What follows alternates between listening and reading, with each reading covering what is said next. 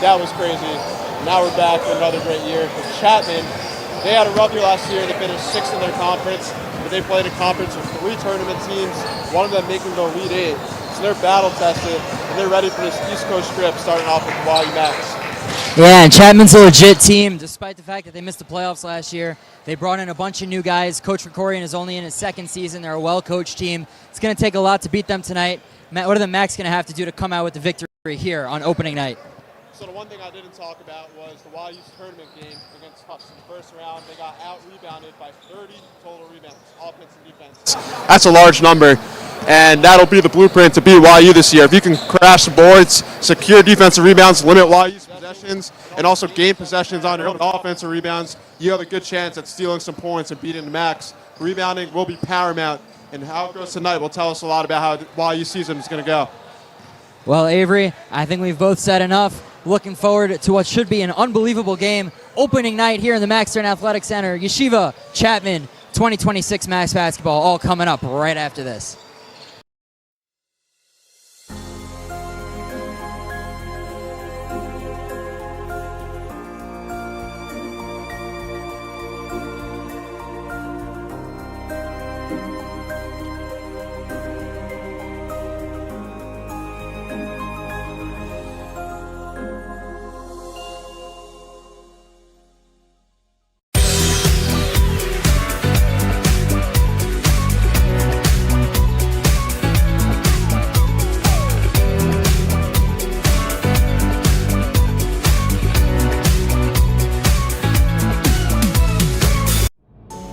Defending Israel with David Harris, Wednesdays at 7 p.m. on JBS.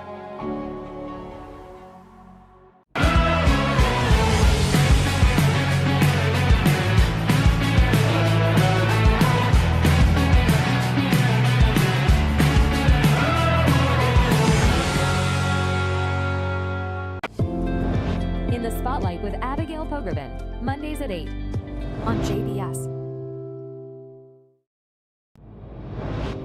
Jewish Insights with Justin Pines, Tuesdays at 8 p.m. on JBS.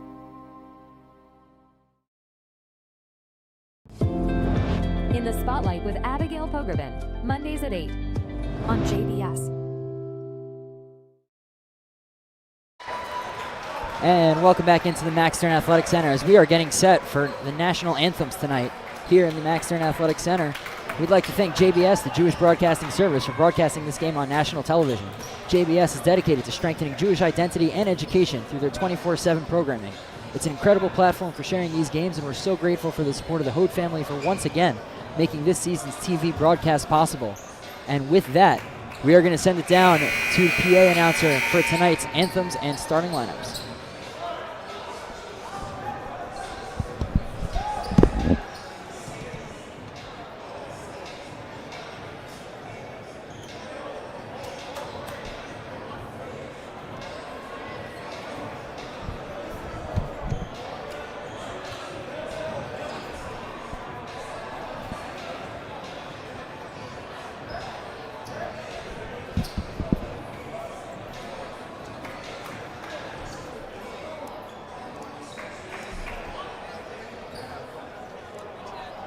Good evening, ladies and gentlemen, and welcome to tonight's men's basketball matchup featuring the visiting Panthers of Chapman University and the Yeshiva University Maccabi. Please rise and put your hands to the playing of the anthem, followed by the Israeli national anthem performed tonight by Ira Heller.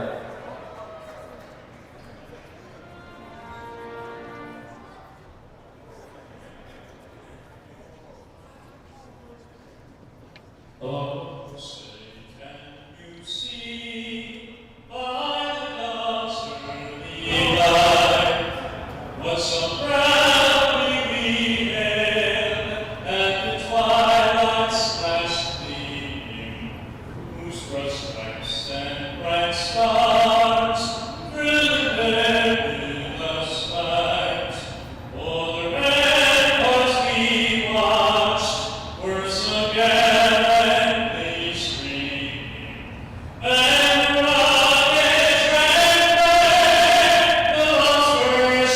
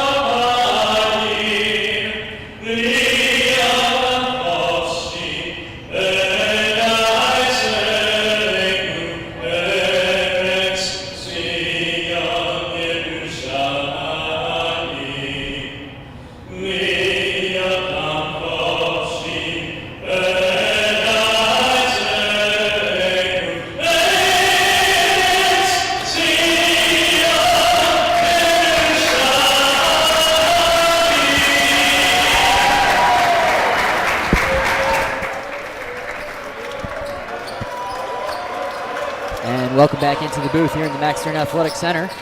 It's time for tonight's starting lineups, which are sponsored by the Yeshiva University Office of Admissions. As you start your college journey, make sure you visit us online to check out all the great virtual events and opportunities we have for YU students and how you too can be an active. We're going to start with the visiting Chapman Panthers in their road black jerseys. Starting at guard, the 5'8 senior from Santa Ana, California, number 2, Cruz Billings. Starting at forward, the 6'4 junior from Diamond Bar, California, number 21, Alex Kim. Starting at guard, the 6'3 senior from Temecula, California, number 3, Jackson Bernardo. Starting at guard, the 6'3 senior from Mission Viejo, California, number 13, Jake Heberly. And starting at forward, the 6'6 junior from Placentia, California, number 4, Scott Schultz. The Panthers are coached by head coach David Corey. Now Avery, obviously a star-studded lineup for the Chapman Panthers. Who are we looking out for this game? Yeah, partner, big story of the season is going to be the two-time all-conference first team, Jake Heberly. He's a lead scorer, very smart player. Also, leader on and off the floor.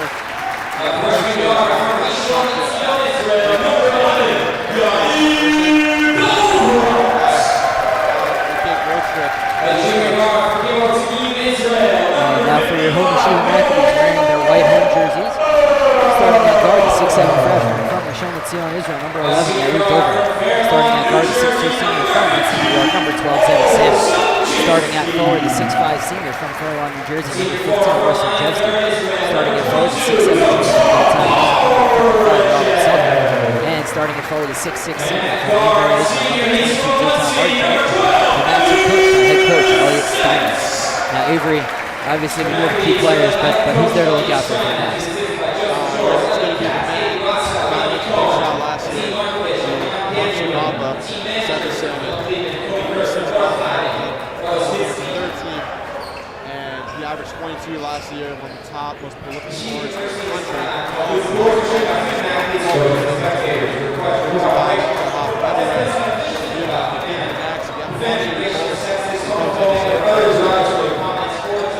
He's just incredible. Obviously, we had that run last year in the Skyline playoffs.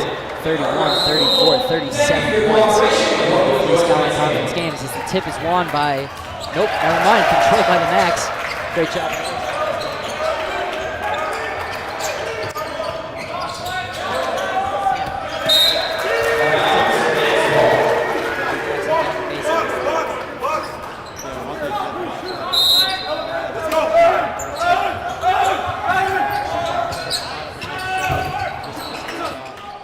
Chapman's going to look to be aggressive early and force some turnovers.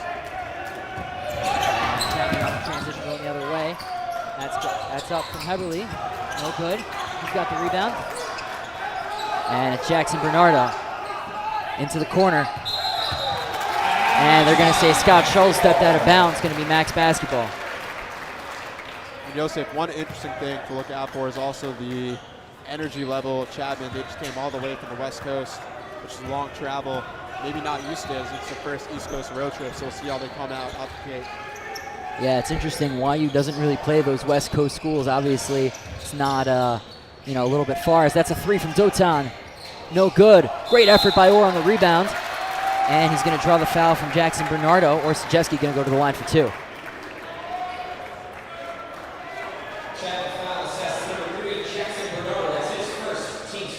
And excuse me, it's not going to go to the line for two. It's going to be baseline inbound for the Max. As it's Dovrat throws it into Sajewski. Now Dovrat in the corner. Sajewski top of the key. As the Max move around. Great passing from the Max. As Dovrat tries to get to the corner to Samet, that's going to be tipped by Jake Heberly out of bounds. Chapman starting out in a 2-3. They're starting full court press and man into a 2-3. The way to beat the zone is get your shooters open. Look out for Zebby Samet early. And now it's Dovrat. 8 on the shot clock. Down low to Oselka. Oselka puts it up. That's short. Rebounded Heberly. Once again, Chapman pushing the other way. That's Cruz Billings. Kicks it to the corner, but it goes to nobody. Max basketball.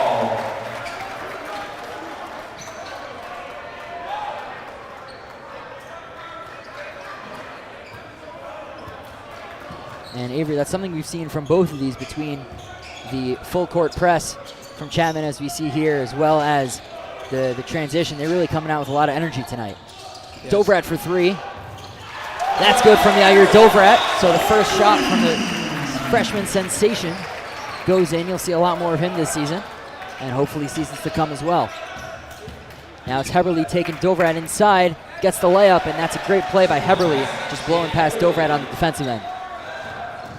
Oselka, both of these teams pushing. Great passing from Oselka to Sinjevsky, and all of a sudden it's 5-2 Maccabees. Yeah, you want to be aggressive. That's why Chapman's coming out in full court man, but you can't just let them walk behind your defense. They're going to have to clean up some stuff here early on. As that's Cruz Billings cutting to the basket, blocked by Sinjevsky, gets it back, another block. And they're going to call a foul on Scholes, as Sinjevsky was trying to throw it forward. But, you know, we've been talking about the high intensity of Chapman, but a lot of the Macs, especially Sinjevsky, how many times have I said his name already? We're barely even 2 minutes in. Yeah, he had an interesting story last year. He started out as one of the key guys, lost some minutes in the middle of the season, but came back strong, really earned a role as an enforcer, this high-energy player off the bench for the Macs. He gets a lot of rebounds, he's strong down low, great defensively, and now he's in the starting lineup. And it's into Dotan. The Macs are without Max Zackheim tonight, so Chapman in a press, trying to force the Macs without their primary ball handler. Try to get it down the court. Smart strategy from Coach Krikorian out the gate. Yeah, you're going to see a lot of pressure. Yeshiva doesn't really have a backup point guard to bring it up, so Zevi Salmon's going to be the guy tasked with the ball handling duties. Not what he's used to. And now it's Dylan Mansour going in. That's no good. Oselka throws it forward to Salmon. Salmon in transition. Great move. Gets fouled on the layup. He'll go to the line for 2, but that's a great move he pulled on Joe Keegan, who checked into the game for Chapman. Yeah, and I think one thing that Zevi Salmon has developed most with this offensive game is the ability to get to the basket. When he came to YU, he was thought of more as a shooter, the traditional, come off the screens, make some threes. But he's really developed his body control, his strength to get downhill, and he can go up against anyone. Smaller defenders who are maybe a little faster, bigger defenders. Doesn't matter. Zevi Salmon has it all right now, and it's all going to culminate in what we think can be an epic senior year. Yeah, Zevi Salmon, D3 hoops, third-team All-American, and like you were saying, it's not just about being a great player. Is not just about being a great player. It's about understanding your flaws and working on them. As that's a floater, no good. Rebound Sinjevsky. And that's something we've seen from Zevi Salmon every year, constant improvement. Sinjevsky taking it to the hoop, a little bit too strong, rebounded by Chapman. Heberly going to take it the other way. Slows it down. Scholes, back to Heberly, top of the key. Working on Dovrat, takes him in. Scholes, back out. Now it's Dylan Mansour, the Washington transfer. That's up from Keegan. Back iron, rebounded by Chapman. Mansour in the corner, Scholes. Realized he had an open lane, took a couple dribbles, put it up. No good, another rebound, Sinjevsky. That's already his 4th rebound of the night, and we're not even 3.5 minutes in. Salmon taking it to the hoop, goes up, that's good. Great job, Zevi Salmon, 9-2 Yeshiva lead. Coach Krikorian going to call a timeout. And that's going to be a 30-second timeout, which means we're going to send it to commercial break. Don't go anywhere, we'll be right back.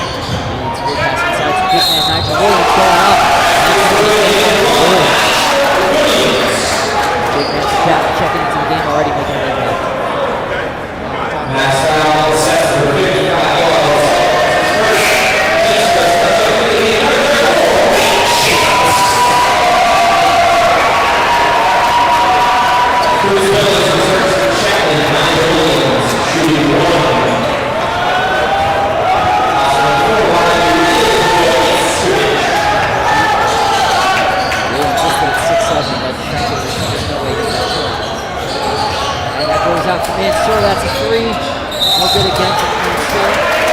Williams again trying to get it fast. So all over the physicality getting the next problem.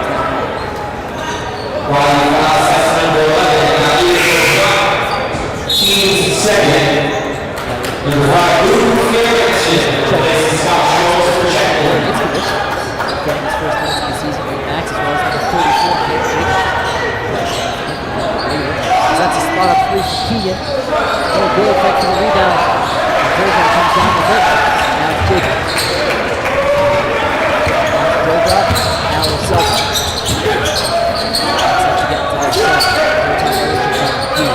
Dovid, wide open three. That's good. 2 for 2 from 3 for Yair Dovid.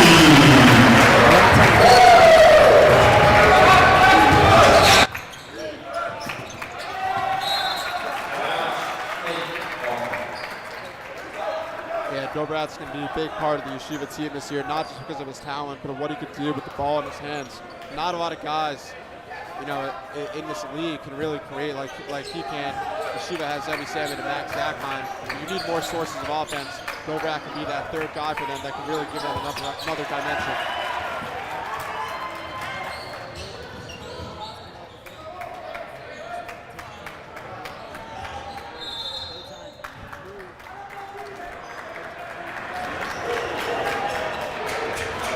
Foul charge number 2, Cruz Bill is his first Chapman score. Back substitution number 45, Alex Kurieski replaces Yoel Selka. That kind of just shows you Cruz Billings, the player he is, that despite the 5'8" frame, he's starting and he's a huge senior piece for this team. Yeah, he doesn't play like he's 5'8". He's very tenacious, strong with his body, quick, just an absolute problem on the court, and he's showing you why tonight with his speed, getting up and down the court. And high post for Roy, puts it up. The mid-range J for Roy, no good. And now Chapman taking it the other way. That was Jack in the corner. Jack gets it back, top of the key, handoff to Billings. Cruz Billings working on Nate Jacobs. Great defense by Jacobs. Billings puts it up. That's good from Billings. Yeah, and you see his bag is so deep when he gets to the basket. A lot of guys end up reaching and swiping because he's smaller, and you're trying to get to the ball. You end up fouling him instead. Nate Jacobs got away with one right there. That should have been an and one.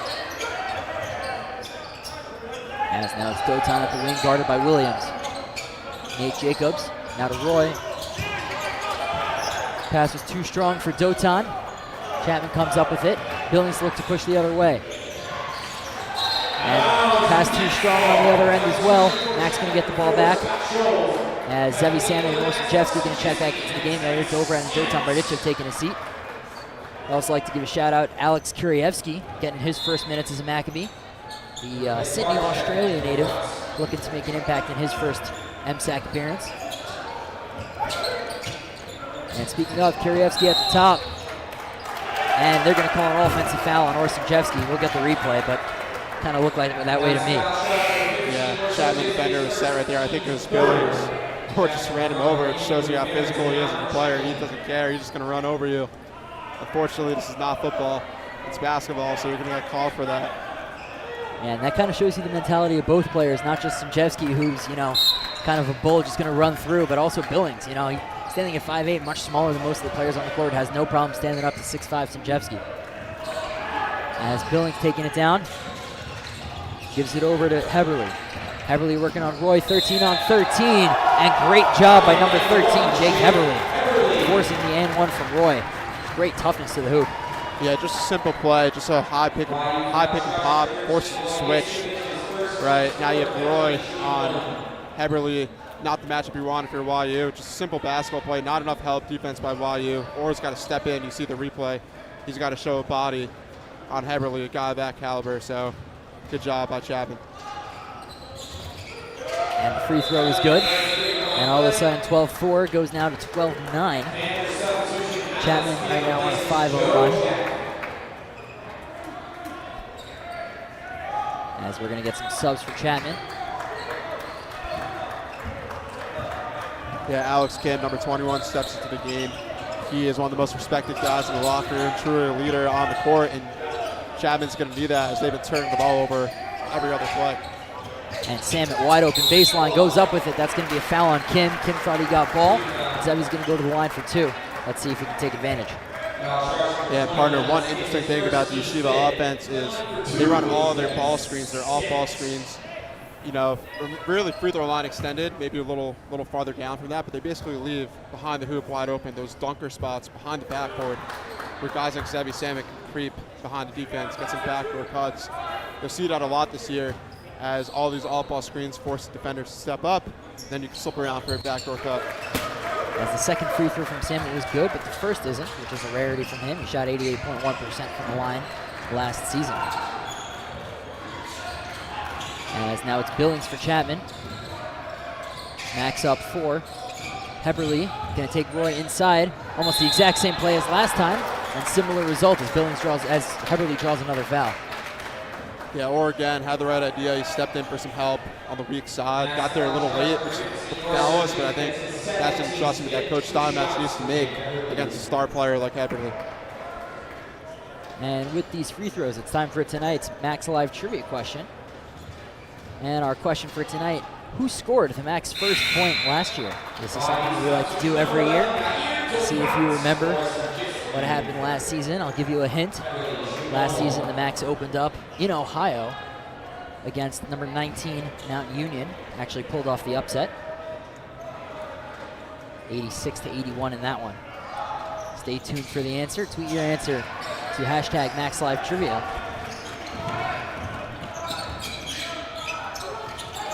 As 1-1 from the line for Heberly. 13-10, now a one-possession game with 13 to go. Nate Jacobs. Now it's Roy. Kim playing good defense. Kirievsky couldn't handle the pass, gets it back, now to Jacobs. 8 on the shot clock.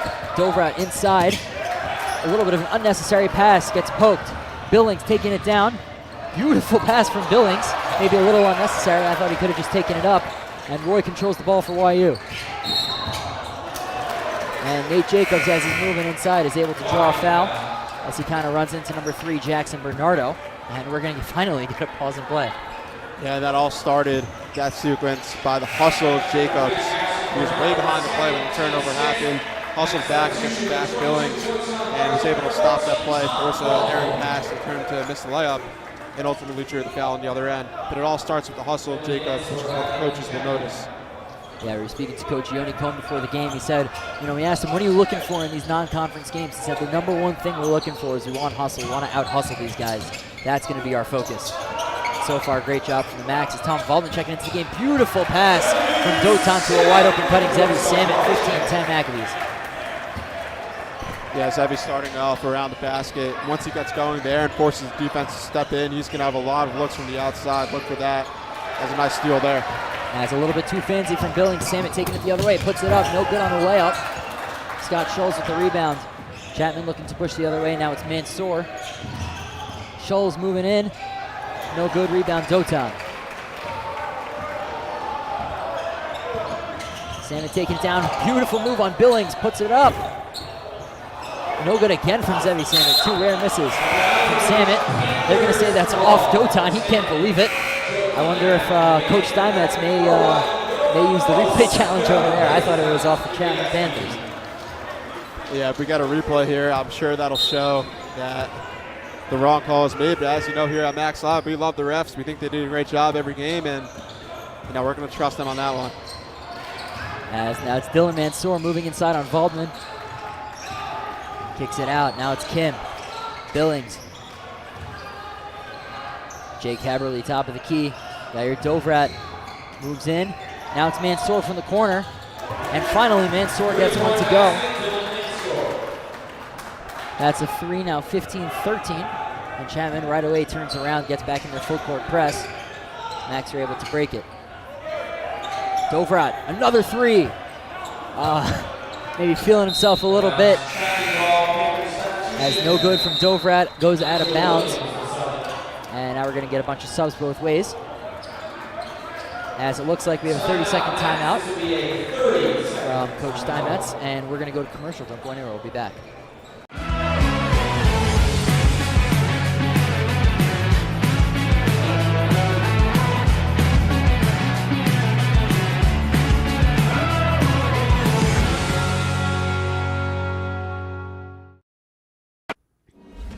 Max Live, Yeshiva University men's basketball on JBS, is made possible in part by Janet and Lior Hod and family, in memory of Moshe Kranzler and Dov Saba Hod, Zichronam Livracha, both of whom loved the Max.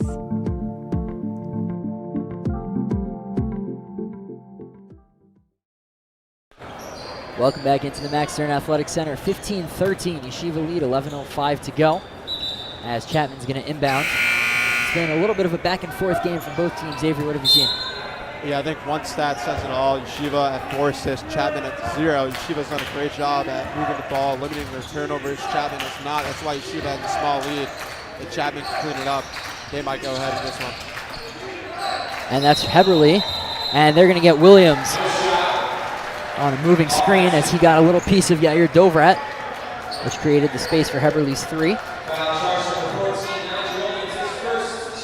Yeah, it was a nice misdirection play call right there. You get Billings, Cruz Billings going downhill, forces a lot of defensive attention there. You set a back screen for the shooter Heberly.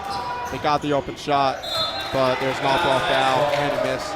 So the points obviously didn't go to Chapman, but a nice play call at the timeout for them. And literally goes to what you were saying, right? Chapman's got to take care of the basketball, be able to play a little bit more smart. Obviously not what you're looking for if you're Coach Gregorian. As Heberly's going to press Dovrat. And Dovrat's able to get the ball over half court. Goes inside to Dotan. Dotan powering through. No good. Loose ball. And they're going to say that's off Chapman. YU basketball. As they'll get 20 seconds back on the shot clock. Yeah, and Dotan's impressed me today with his physicality. He's got a couple of rebounds. He's done a great job as a rim protector on the defensive end. He's baking down low. We know he can shoot. We know he can stretch the floor. But you need more physicality out of your bigs, which is what we talked about today. Dotan has provided that. As now it's Dovrat. Kicks it out to Dotan. Samet going in on Billings, and he'll draw the foul from Billings. And Samet's going to go to the line for 2. And it's interesting, we're talking about all the physicality down low, but on that set, the Macs were kind of inverted. You had the bigs on the outside, and down low you had Valdman, Samet, and the guard Yair Dovrat.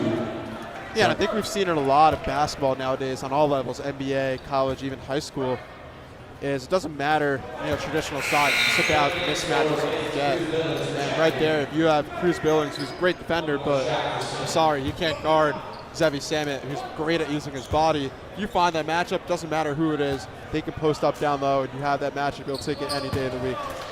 As Samet, back to what we're used to, 2 of 2 from the line. 17-13 Yeshiva lead, as the scoring's kind of slowed down after a wild 3.5 opening minutes. Pass was tipped by Dotan. Oselka taking it the other way, goes up! And the layup plays it safe and smart from Oselka, as I thought maybe we were going to get a dunk, but Oselka just taking the points. Great job by Oselka, and his speed and smooth athleticism always makes him a threat in transition. As now it's Heberly. Heberly goes for the 3.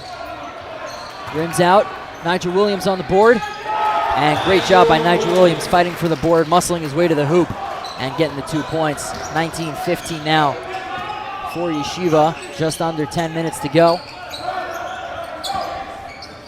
Dovrat now to Oselka. Trying to move in on Williams, gets stopped. Now Dovrat found himself a lane, kicks to the corner for Samet, 4-3. No good from Zevi.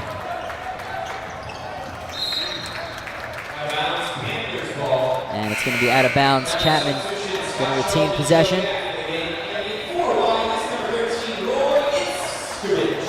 Roy Itzkovich checking into the game. Tom Valdman taking a seat. And, speaking of Tom Valdman, talking to Coach Steinmetz beforehand, he's really impressed at the strides that Valdman was able to make in the offseason. He said probably that's been our most improved guy. Looking forward to seeing what he can do this year. As it's Mansour, now Heberly. Heberly moving in. Pass was tipped, tried to get it to Mansour. Ball's loose, who's got it? Chapman had it, but now YU gets it back. Samet taking it the other way. I thought he got fouled on that one, but the ref said out of bounds. Either way, it'll be Max ball. When you talk about Tom Valdman and one of the younger players the Max had in his development, that's going to be a big story to watch this year. As the Yeshiva roster is mostly the seniors and freshmen, right? So they got to figure out some of the guys that'll be the guys after Zevi Samit leaves. So Tom Baldwin could definitely be one of those. As next year, a lot of guys going to have to step up. That's a great job from Yuavo Selka, one of those guys who will hopefully be here next year, as he's only a junior. 21-15 Maccabees. As now it's Farrington. Another one of the transfers for Chapman. Farrington top of the key. Moving inside on Dovrat, puts it up and draws the foul on Dovrat. So once again, we've seen Dovrat kind of struggle to contain guys off the dribble. Yeah, and he's a freshman. He'll learn, some of the angles you have to take defensively. I think that's a big thing. You come from high school, and the guys just aren't as athletic. So you can kind of play off them a bit, make up some ground because you're tall. When you get to college and you got a guy like number 5, Luke Farrington, who's this D2 transfer, you're gonna learn real quick what it takes to defend at a high level, and I'm sure he'll learn that as Coach Steinmetz has to take the seat. Yeah, it's Dovrat with 2 fouls. He's going to be instrumental to this team going forward. Coach Steinmetz is probably going to leave him on the bench either for the entire remainder of the second half or most of it. As the second one from Farrington is good, and for Dovrat, not just going from high school to college, going from Israel to college, whole different country. They play a little more European style, a lot more, passing, a lot less dribbling. That's going to be an adjustment for him.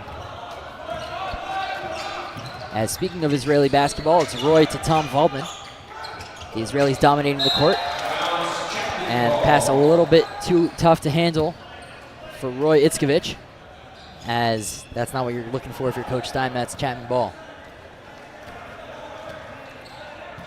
21-17 Yeshiva lead, just about 8:20 to go. Dylan Mansour. Now it's Farrington. Alex Kim, stolen by Samit. And Samit couldn't stay in bounds. Going to stay Chapman ball, but the Macs have just been getting their hands on everything tonight. Yeah, and specifically Zevi Samit, he's been everywhere today, just getting into passing lanes. He has 2 steals, and that's the next step you want your starter to take. It's not just doing the big things, making the big shots.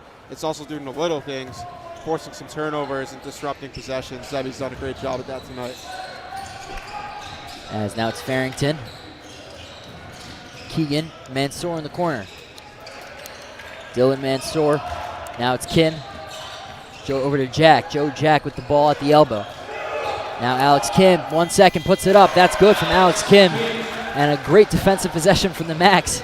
Ultimately ends up in 2 points for Chapman. Samit catches the ball in stride, goes to the hoop. That's good from Zevi Samit on the spinorama. We saw him miss a layup earlier, but all of a sudden things get fancy, and that's where Zevi starts to show up. Yeah, and isn't that scary? You have Zevi Samit, one of the best shooters in the country. Hasn't even made a 3 yet, but he's still dominating with 11 points. As that's a pass down low for Kim, and that's good for Kim. Something I've noticed from the Chapman offense, they have a lot of passes really close to the basket, and sometimes it works and it's really nice, but other times the Macs have just been able to get a hand on it, or it hasn't been a clean pass, and it's really caused a lot of turnovers.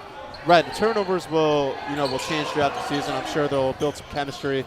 There's a risky pass there, and Zevi's going to try a 3. But the turnovers will get taken care of as the season goes on. They'll learn, they have a lot of new guys, a few transfers, one of them being Dylan Mansour, who just gets blocked on a 3. And Chapman will bring it back up top. And that's a 3 from Joe Jack, too strong. Yoav Selk on the rebound, and he's going to push. Now into Roy. Ooh. And that's going to be a foul. Great job by Joe Keegan setting up, as they're going to call Roy Itzkovich on the charge. I think that's one of those that could have gone either way, but great job by Keegan to get himself as set as he could be. Outstanding job by Keegan. Absolutely a charge. He set his feet before the offense got there, and that's a timeout. And with that timeout, we're going to send it down to our sideline reporter for the day, Yaakov Lazar. Yaakov, what do you got for us? Thanks, guys. It's been a big week for the Chapman Panthers, making their first East Coast swing since they were in Miami in the 2018 season. Chapman's head coach Dan Krikorian said this team has had an amazing experience so far, seeing the great sights of New York. They went to 9/11 Museum, the Museum of Natural History, the Met, and this is a big opportunity for them to get some exposure to the other East Coast teams. Guys, back to you. And thanks for that, Yakov. Obviously, great experience. You know, looking at the Chapman roster, you know, almost everyone's from California. You have, you know, 1 or 2 guys from Oregon, Arizona, New Mexico, but everyone from the West Coast. Can't imagine too many of them have had the privilege of being in the greatest city in America, New York. Privilege. The deep privilege of being in New York. Can't imagine they've been privileged to that. So great job on Chapman. And, you know, most of the D3 scene, just looking at the different teams, is concentrated in the Northeast and the Midwest. So great job for Chapman to come over here, try to get their name out. You know, they did get a vote this year. You know, hopefully they're looking to pile some wins together. They're playing Stevens, they're playing Baruch. If they could rattle off 3 wins, that'll definitely draw the committee's attention. Yeah, more importantly, it sounds like you should be their tour guide and just a spokesperson of New York City. The privilege of being here. It's a great city. And we're lucky to have Yosef Silver as a resident. And Avery, the New Jersey native, taking offense to praise of New York. No offense. problem. I love New Jersey. I love New York. Both of those places are my home. As Jackson Bernardo inside. Great job by Waldman with the poke. And a little bit over-aggressive at the end by Waldman. And Bernardo got it back and drew a foul. And with the max now in the bonus, it's going to send Jackson Bernardo to the line for 1-on-1. You know, I think a common misconception in basketball is that fouls are a bad thing. They're viewed as a negative, and sometimes they are. But I think they could also be positives. It shows the aggression and physicality you're bringing defensively. I'd rather a guy like Tom Waldman come off the bench and have a couple of fouls, you know, but be active defensively rather than kind of being nonchalant and chill but not having any fouls. So I think that shows something that, you know, Coach Steinmetz will like. And for Waldman, only his first, so he's still got time. And, you know, Waldman, one of those guys so mild-mannered off the court that, you know, you like to see some of that energy come out on the court, as well as he grabs that rebound. Still 23-22 Yeshiva lead, but we're a far cry from the 12-4 lead YU started with, as Dotan tried to take it up. Lots of contact both ways. Refs say play on, as now it's Heberly. Gives it over to Bernardo. Dotan tipped it again, another tip pass for the max. Heberly to the corner. That's Joe Keegan. And that's a 3 from Joe Keegan as Chapman takes their first lead of the day. Yoav Uselka pushing. Now slows it down as it's Dotan to Tom Waldman. Alex Kirievsky. Tom Waldman at the wing. Max trying to get something going on offense. Dotan top of the key, 10 seconds on the shot clock. Now down low to Uselka. Cross court to Dotan. 5 seconds. Dotan puts up 3. Too strong. Rebounded by Joe Keegan. And it's going to be Bernardo taking it the other way. Another fruitless possession from the max. As that's a 3 in the corner from Heberly, and that's good. Back-to-back big shots from Chapman, and all of a sudden it's a 5-point lead. Yeah, I think that's one problem the Max have had throughout the years is without Zevi Salmon on the floor, they've struggled to find consistency and rhythm offensively. We'll see if anyone can step up here with this 5-man lineup.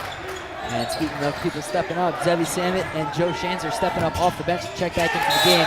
As that pass from Selka to Bardichev, no good. And it looks like Shanzer and Salmon are going to come on for Kirievsky and Waldman. Joe Shanzer getting his first minutes as a Max. Yeah, Joe Shanzer, you know, a bigger guard, really good shooter offensively. He's a guy that the Max can certainly use right now to find some offense outside of Zevi. And I think a key will be to see if he can hold his own defensively. That's something that will keep him on the floor if he can do so. And thrown right into the fire, trying to guard Heberly. Did enough of an admirable job there, but the loose ball foul is going to be called on Chapman. I believe it's going to go on number 20, Dylan Mansour. Yeah, Mansour looks a little banged up right now. We hope he's okay. He's an exciting player to watch as he's going to head to the bench. He's a transfer from Division I, playing at a Power 4 school, University of Washington. You know, not something you see often in D3, you know, guys coming from D1, but he made the leap, or jump, whatever you want to call it. He's an awesome player. He had a couple big shots early, and we hope he's okay. Yeah, it looks to be good, just, you know, it needs to shake it off, as it's going to send Nate Jacobs to the line.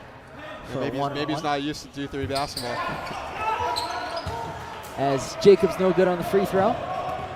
Rebounded by Scholes. And we've passed the 5-minute mark. Chapman has a 5-point lead. Kicks it to Bernardo, no good on the 3, a little bit too strong. Bernardo top of the key. moving inside on Jacobs. Down low to Williams. Williams just causing problems down low for the Maccabees. Another great play from Nigel Williams, 30-23. Chapman's jumped out ahead.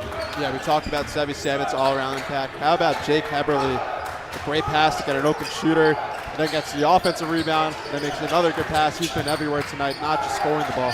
Shows you how good he is as a player. As an 11-0 run for Chapman. Max looking to end it. Max haven't scored in over 3 minutes. Let's see if they can get something together. 4 seconds on the clock. Sam's going to have to put it up. This is where he shines. Goes up. No good. Rebounded by Oselka, but they're going to say,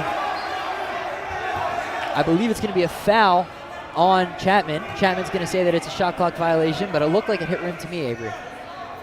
Yeah, I don't know. Maybe we'll see the replay. I thought it went straight to the backboard, got a little bit of the net. You know, the refs had a better view. They were right underneath the basket, so I guess you're right. And as you know, Avery, you're on team. You're always on team refs. Always. As the refs agree with you on this one. Always on team refs. Excuse me. This is a first for Max Live and YU basketball. This year, the Skyline Conference has introduced the ability to challenge plays. There's now challenges in the Skyline Conference, not just for the Max, but throughout all of the different Skyline teams. And this is the first use in this game, so we're going to see how the process goes of a challenge. Chapman is going to say that the ball did not hit the rim, and therefore was a shot clock violation. The foul does not count Chapman ball. Obviously, the call on the floor is it did hit the rim. Yoav Oselka got the rebound and then got fouled trying to put it back up. So it's either going to be Oselka at the line for 2 or Chapman ball off the 24-second violation. Yeah, and this could be a big momentum swing for the Max, right? If Oselka goes to the line, he can hit 2 free throws and kind of slow this run that Chapman has had. If not, if Chapman gets the ball and they score again, it could, if they hit a 3, it's a double-digit game. And this is crucial for the Max to win this challenge. But, Chapman Panthers say they saw something. If they can win it, it'd be crucial for them as well. And a big 4 minutes coming up with 3:50 to go, as both these teams are going to look to bring some momentum into the locker room at halftime. Now, Avery, pending potential free throws from Oselka. The Max have not scored in almost 4 minutes. What are they going to have to change on offense to get some points back on the board? It starts with defense, actually. I think you saw early on they're getting a lot of steals, forcing a lot of turnovers, as it looks like the call on the floor is going to stand, and Oselka is going to go to the line and shoot 2 free throws. But sometimes the best offense is great defense. We saw Zevi get a bunch of steals. We saw other guys get involved and active in the passing lanes. If you can do that, make a couple fast break layups, it forces the Panthers to change how they're going to operate offensively, and then you can get some momentum going down the other way. And then it all kind of shifts from there. But that's basketball. It's a game of runs, and you kind of just got to stay with it, roll with the punches, and trust that your team can figure it out as it goes along. And Oselka going to be at the line for 2, trying to end this almost 4-minute scoring drought for the Max with 2 chances at the line. Chapman now at 10 fouls, which means the Max will be shooting 2 for the rest of the game. We'd like to give a shout out to our executive director, Eitan Traurig, and director of athletics, Greg Fox, ironing out the details on that challenge.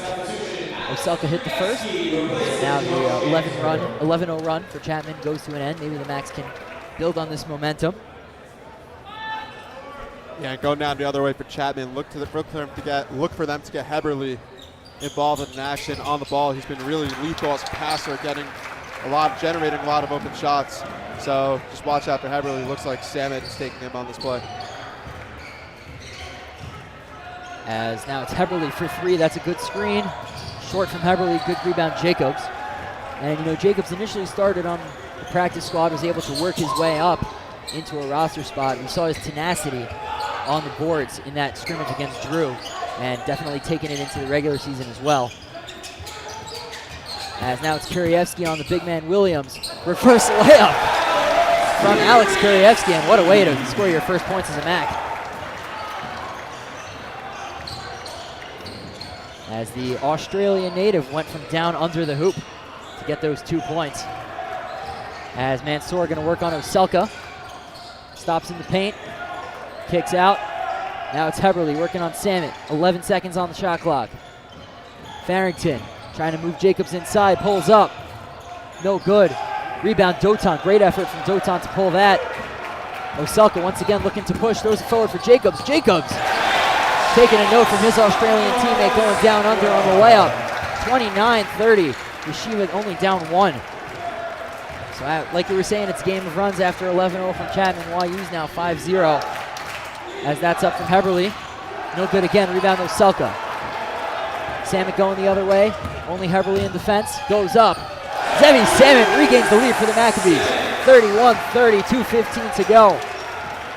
Yeah, and how about Zevi Samet guarding Heberly, the all-conference player on defense, and then going the other way. There's another steal by Oselka. Poked away by Oselka. Samet moving inside, goes up, no good. Jacobs there for the rebound.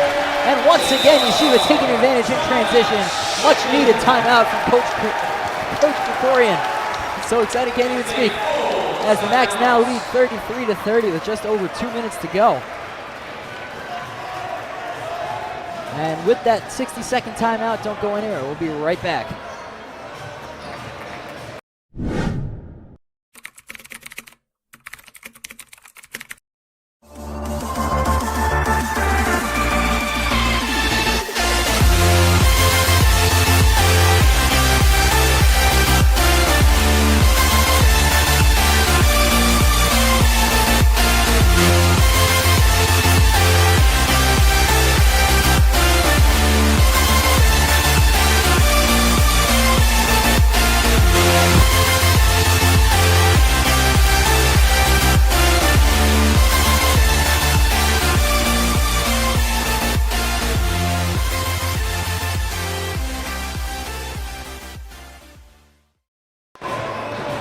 Back into the Max Stern Athletic Center, 33-30, as the Macs currently on a 10-0 run. It's 30-23, now 33-30. YU lead, 2:01 to go. Attention Max Live alumni, we are organizing a celebration to commemorate this season as the 25th season of Max Live. If you have ever worked as a member of Max Live, please email us at maxlivealumni@gmail.com. That is maxlivealumni@gmail.com. The years you worked with us and what role you had. We will be in touch with more information. Here to kick off our 25th anniversary celebration is Max Live alumni S.J. Tannenbaum, who will be standing by to interview us at halftime. We will interview him, at halftime. So you definitely don't want to miss that. Don't go anywhere. As that free shows no good, rebound by Richev. And maybe a little wishful thinking from Dotan as he gives it right back to Chapman. Bernardo, forward. Now it's Billings going to move in, back out to Heberly. Heberly for 3.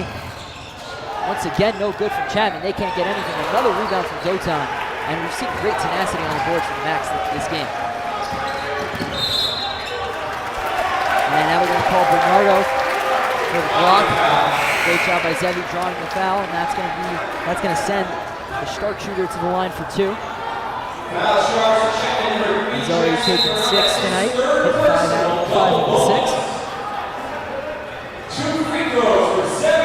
Yeah, and I think what number 21 on Chapman has done, Alex Kim, has been impressive. You watch him; he's battling against these Yeshiva bigs, which have 3-4 inches on him, and he's applying a lot of rim pressure, got a couple offensive rebounds.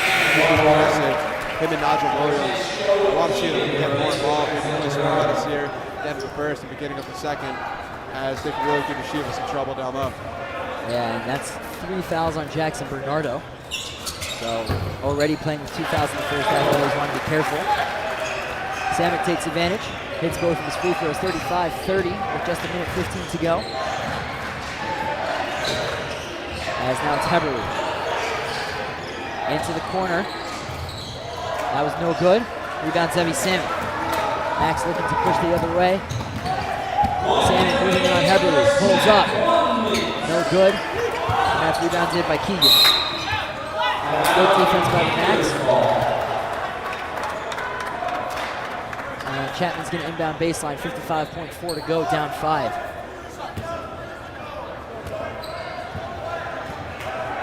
As despite the low scoring, it's really been an exciting game both ways. Both teams really bringing the energy in what's the season opener for both of these teams. As Schultz couldn't handle the pass, they go to the floor, and they're going to call a foul on Alex Kurievsky. Yeah, Kurievsky dove late on that one. Still a good hustle, I think. Something you want to see. But unfortunately, it's going to cost Yeshiva a couple free throws as Chapman's going to the line. 1-1 for Scholes. As the fans don't like to call him either. It's his coach, Elliot Steinmetz. Avery likes to call. Well, partner, Let me ask you something. When have you ever seen the Yeshiva University fans like the call they went against them? Never. And speaking of the Max Faithful, as the first one from Schultz is good, the second free throw.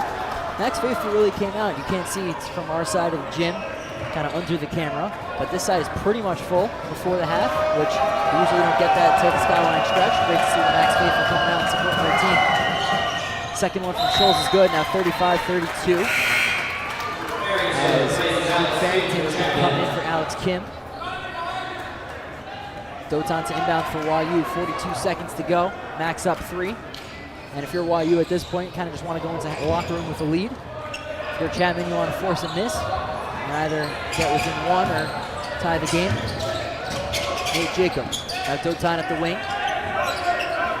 About 11 seconds separate shot and game clock. Wow, over the defense by Samato Selka. Ross thought he maybe got fouled. As now it's Chapman going the other way, 20 seconds. Keegan out to Heberly. Looks like he'll hold for 1. 12 seconds. 10 seconds. 8 seconds, no one's moving. Finally Heberly. 6 seconds, 5, 4. Just gonna pull up. That's good from Heberly. Absolute ice. Kind of thought they were gonna run a play. Heberly says, you don't need to play. I got the 3. As now it's a tie game, 35-35 as we head into the locker room. Don't go anywhere, we'll be back with the Leked Israel halftime show and interview with Max Live alumni S.J. Tenenbaum. Do not go anywhere, we'll be back.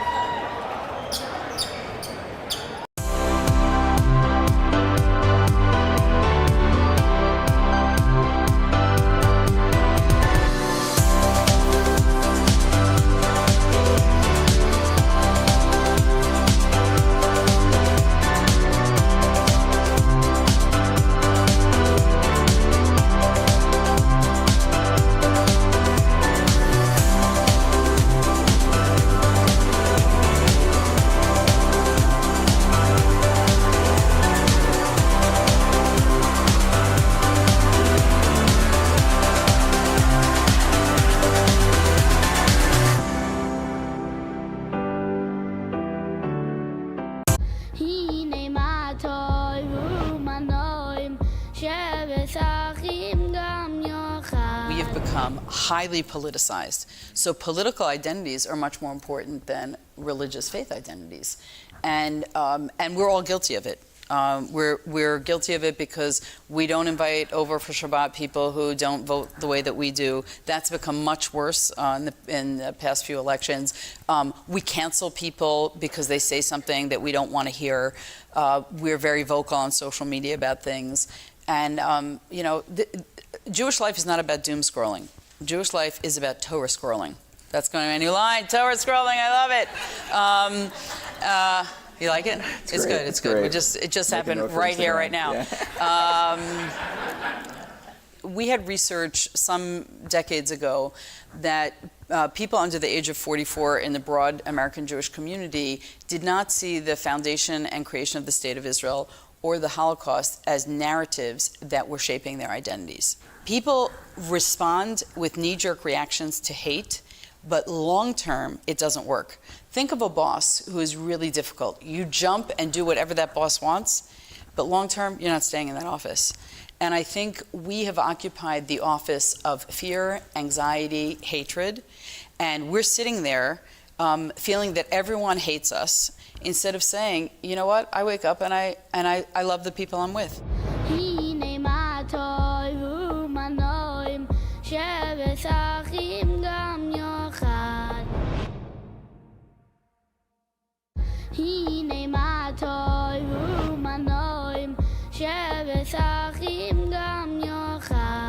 the Baal Shem Tov was a little boy, he was orphaned at a very young age. Mm-hmm. So he ended up being in a horrible house, a terrible hovel, and the rabbi that was his teacher with the other boys, that were the poor boys, they were barefoot, and the rabbi was angry. He was angry, and his wife was also like screaming, and the kids were dirty. It was a rough thing. Mm-hmm. Now the Baal Shem Tov was a very sensitive soul, and he found this unbearable. So one time he actually cut school. the Baal Shem Tov just couldn't take it. He went out to the forest. He had a favorite place in the forest where he would go to pray.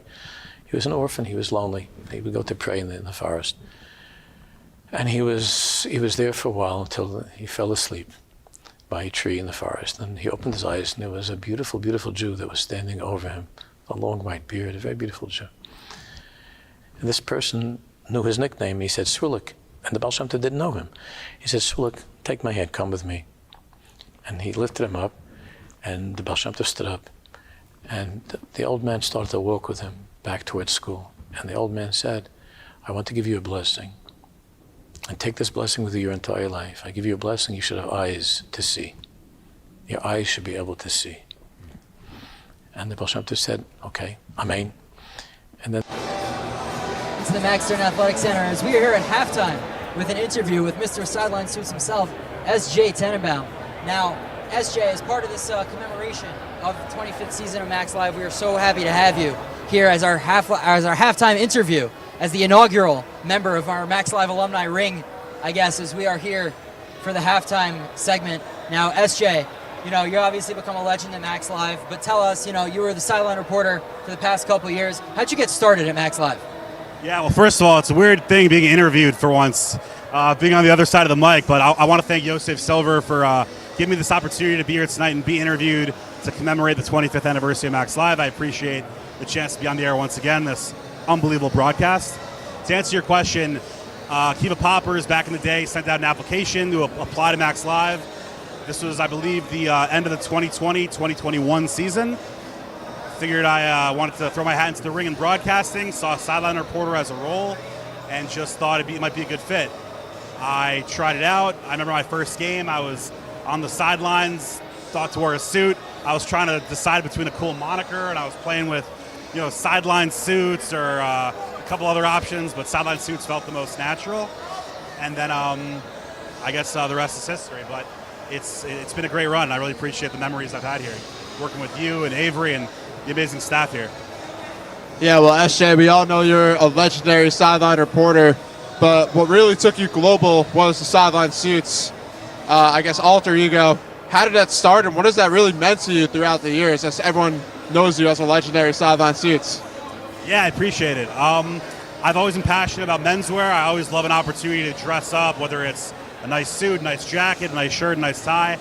And what better opportunity to dress up than reporting in a basketball gym in front of these great fans and on a great broadcast. So sideline suits, dressing up for these broadcasting games just felt like such a natural fit. And what's been very cool is that obviously as an athlete on a great team like the Max, these players get swarmed all the time by fans. Once in a while, it's kind of cool. I've been in communities I haven't been in before. I've gone to shuls or events, and people will come up to me and tell me, like, hey, listen, I love what you're doing. I watch the games all the time. You do a great job, and it really means a lot. Now, SJ, you obviously worked with Max Live for a while. Do you have a favorite game or a favorite memory from your many years as sideline suits?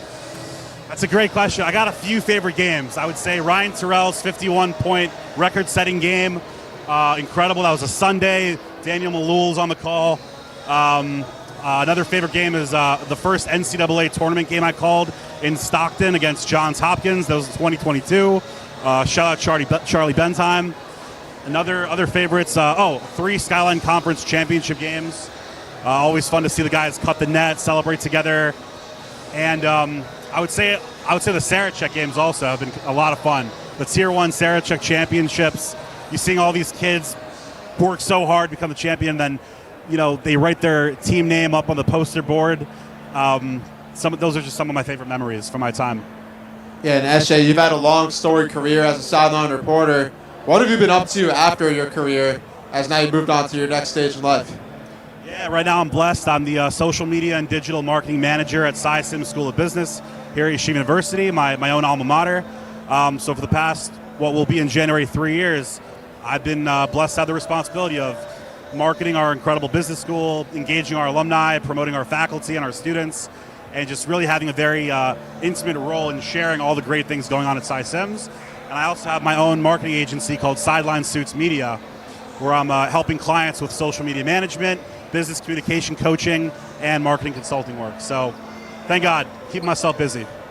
And what lessons would you say, or what, kind of tips and tricks, I guess, did you pick up as Mr. Sideline Suits for Max Live, or that you were able to take into your job or take into your everyday life, even after Max Live, even off of the court? Yeah, it's a great question. I think a big lesson to take away from my experience in reporting is things go wrong all the time, whether it's a broadcast, whether it's live, whether it's a project, whether it's an event. It's just getting that muscle stretched of dealing with obstacles as they come up and finding solutions.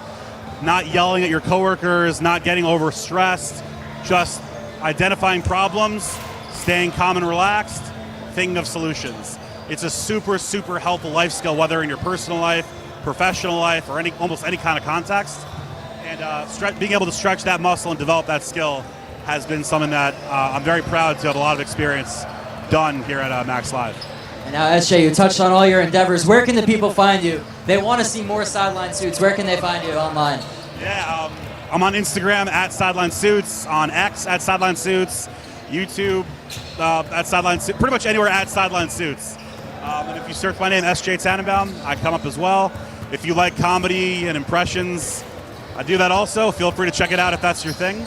And I just really appreciate all the support that you guys have given me over the years. Thank you. All right, SJ, it's been a pleasure to have you. And we'll hear another Sideline segment, maybe one final Sideline segment from Mr. Sideline Suits, SJ Tannenbaum, right after this. Don't go anywhere. We'll be right back with the... I felt this overwhelming sensation of gratitude to be an Israeli. I felt the privilege of being part of this country. We pay a high price for that privilege.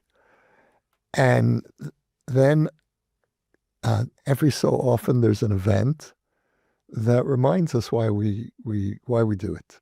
For me, it was just a day of family. And we belong to a nation, which is a family. That's who we belong to. And for me, Zionism is a combination of three things. One is to create a place where the Jewish people could be agents who engage in protecting ourselves. I didn't say that we could be safe. I said we are agents to protect ourselves. Mm-hmm. Like what you said, the army, like we have an army. That we could be a dignified, that we're sovereign, have the ability to try to protect ourselves. The second idea of Zionism is a mission to create an exemplary society, to create something outstanding where the best of our values shape a public sphere. But the most meaningful day-to-day depth of my love of this country is this is the place where I'm at home with my family. I belong.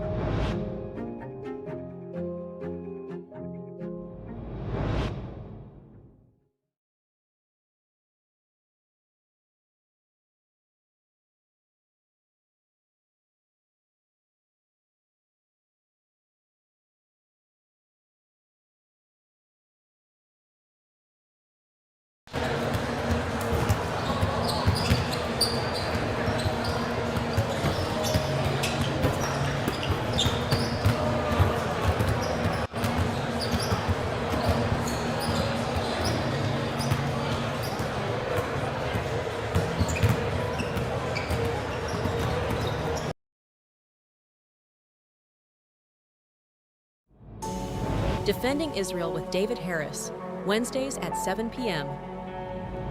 on JBS.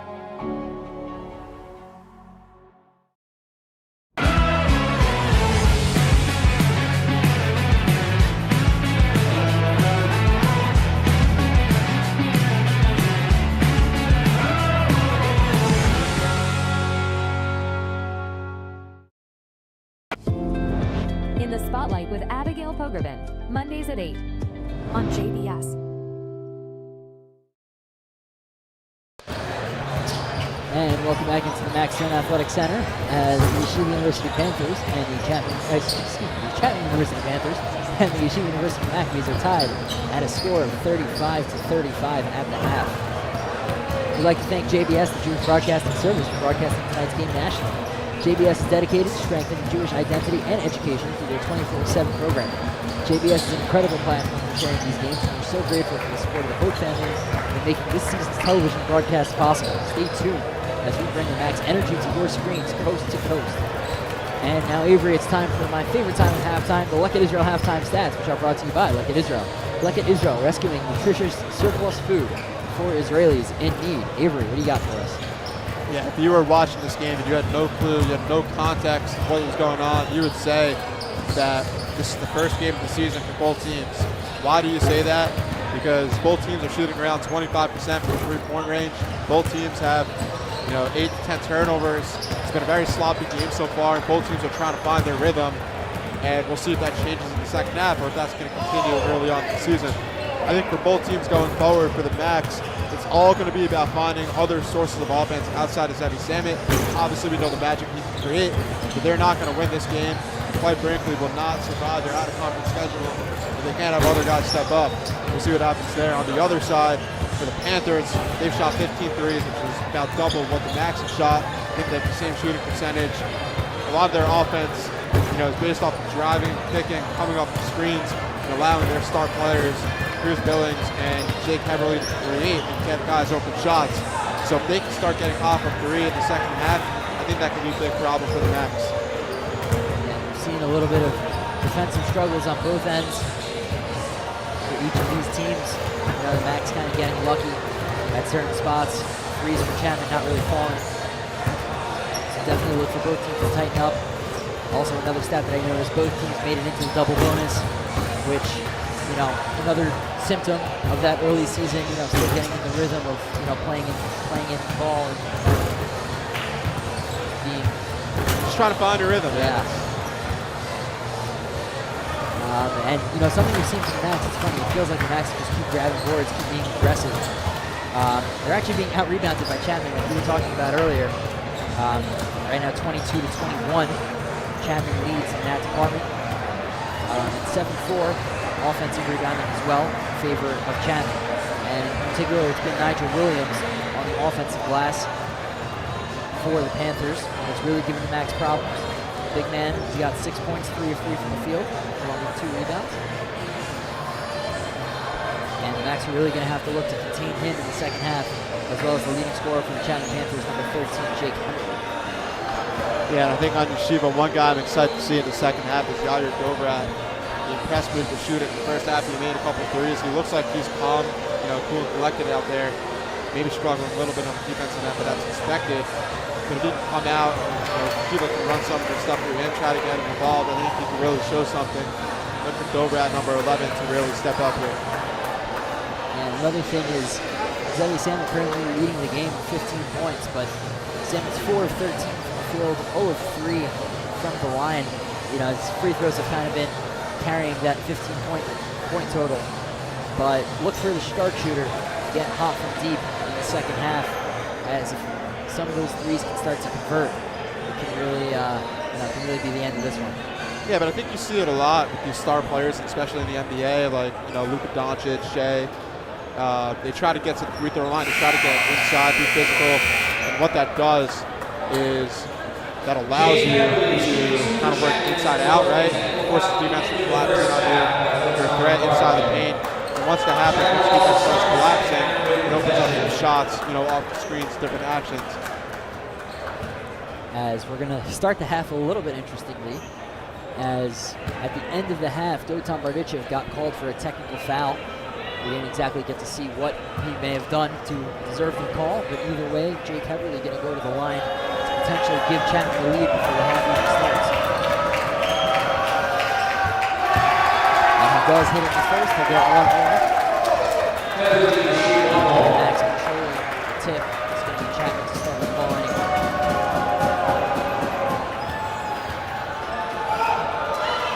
Heberly penalty in the second. Getting reports that Dotan took one of those full court shots after the buzzer. The officials didn't like it, called him for a tech. And if he would have made it, I think they wouldn't have called tech. I think they would have respected it. Honestly, it's kind of how it has to be. I'd like to give a shout out to everyone for tuning in to what's been an excellent game thus far. Great defensive possession early from the Max. That's a turnover from Kim. And And now it's Salmon at the wing. Dotan. Yair Dovrat. Back to Salmon. Good passing. Salmon, 3. And the sharpshooter gets the start early. As Zevi Salmon hits his first 3 of the half. And like we were saying, if he can string a couple together, this game will be over before it starts. As now it's Cruz Billings. Beautiful cross court to Bernardo, who's going to move inside. Now to Scholl. Scholl pulls up baseline. No good, but rebound Kim. Nobody put a body on Kim. Bernardo. Now Scholl. Back up to Billings. Billings takes a screen. Gives to Scholl's wide open 3. And a response from Chapman as they retake the lead 40-38.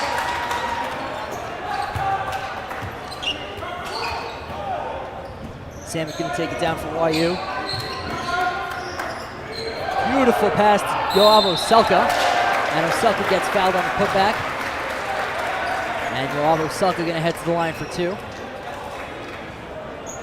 Yeshiva's offense, generally they're picking up the ball, working around, they're being patient. I guess it's something they talked about at halftime. Maybe one of the first plays, he catches it by surprise. He set a back screen for Yoav, and Zevi with a beautiful pass, layering it over the defense like a quarterback.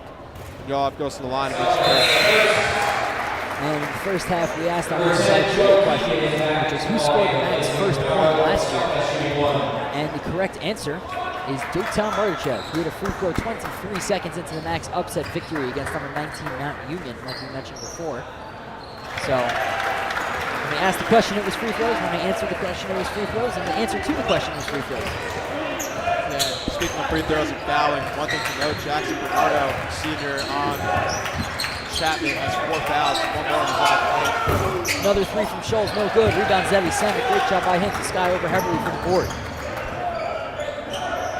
And we saw Bernardo pick up his 3rd foul towards the end of the first half. And obviously, not ideal to pick up 4 fouls. Great job by Zevi Salmon. As Cruz Billings looks to be a little shaken up, but he'll walk it off. Yeah, to Bob Yeshiva, that's something I'm attacking. Cruz Billings is a great player, especially on the offensive side, but when you have Zevi Salmon on him, it's going to be wraps on a possession, so Yeshiva should look to get that every time they can until Chapman adjusts. Heavily was able to peel off a Dovrat, went inside, lost the ball, and now Max pushing the other way. As it's Zevi Salmon going up, no good, rebound Scholes. Cruz Billings. Gonna move inside, kicks it to the corner. That's a 3, and that's good. Nice 3 from Joe Keegan. Now 43-42 Chapman, as this lead's just being passed back and forth like a hot potato. Yeah, how about the speed from Billings, getting down court, getting numbers, then making the right read. He was on that multitude of times today. It's been impressive to watch, and look, he might do it again right now. As Dotan Martichev getting a little bit fancy on that pass, causing a turnover. Cruz Billings. And now top of the key, back to Billings. Billings for the 3. That's good from Billings, fixing the net.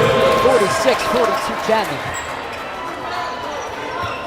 Both teams kind of looking like they're getting it going from 3 in the second half. Yeah, Billings, the complete package on offense, one of the true elite passers in Division III basketball. And that's going to be a hold by Billings. He's all over the place right now. We can't stop saying his name. He's battling defensively, but I guess it's okay. You look at that. This is offense. You get a shot. Beautiful cross-court passes. He's able to foul. And Billings now is leading to the bench. And great job by YU forcing that mismatch. Cruz Billings, as great as he is, no match for Orsajewski, especially in the post. And now it's Roy. Just over 3 minutes gone by here in the second half. Dotan over to Dovrat. Roy at the elbow. That's his shot. Gives inside to Dovrat. A great find by Roy. It's good. Yair Dovrat. And Max Cutter Chapman leads to 2.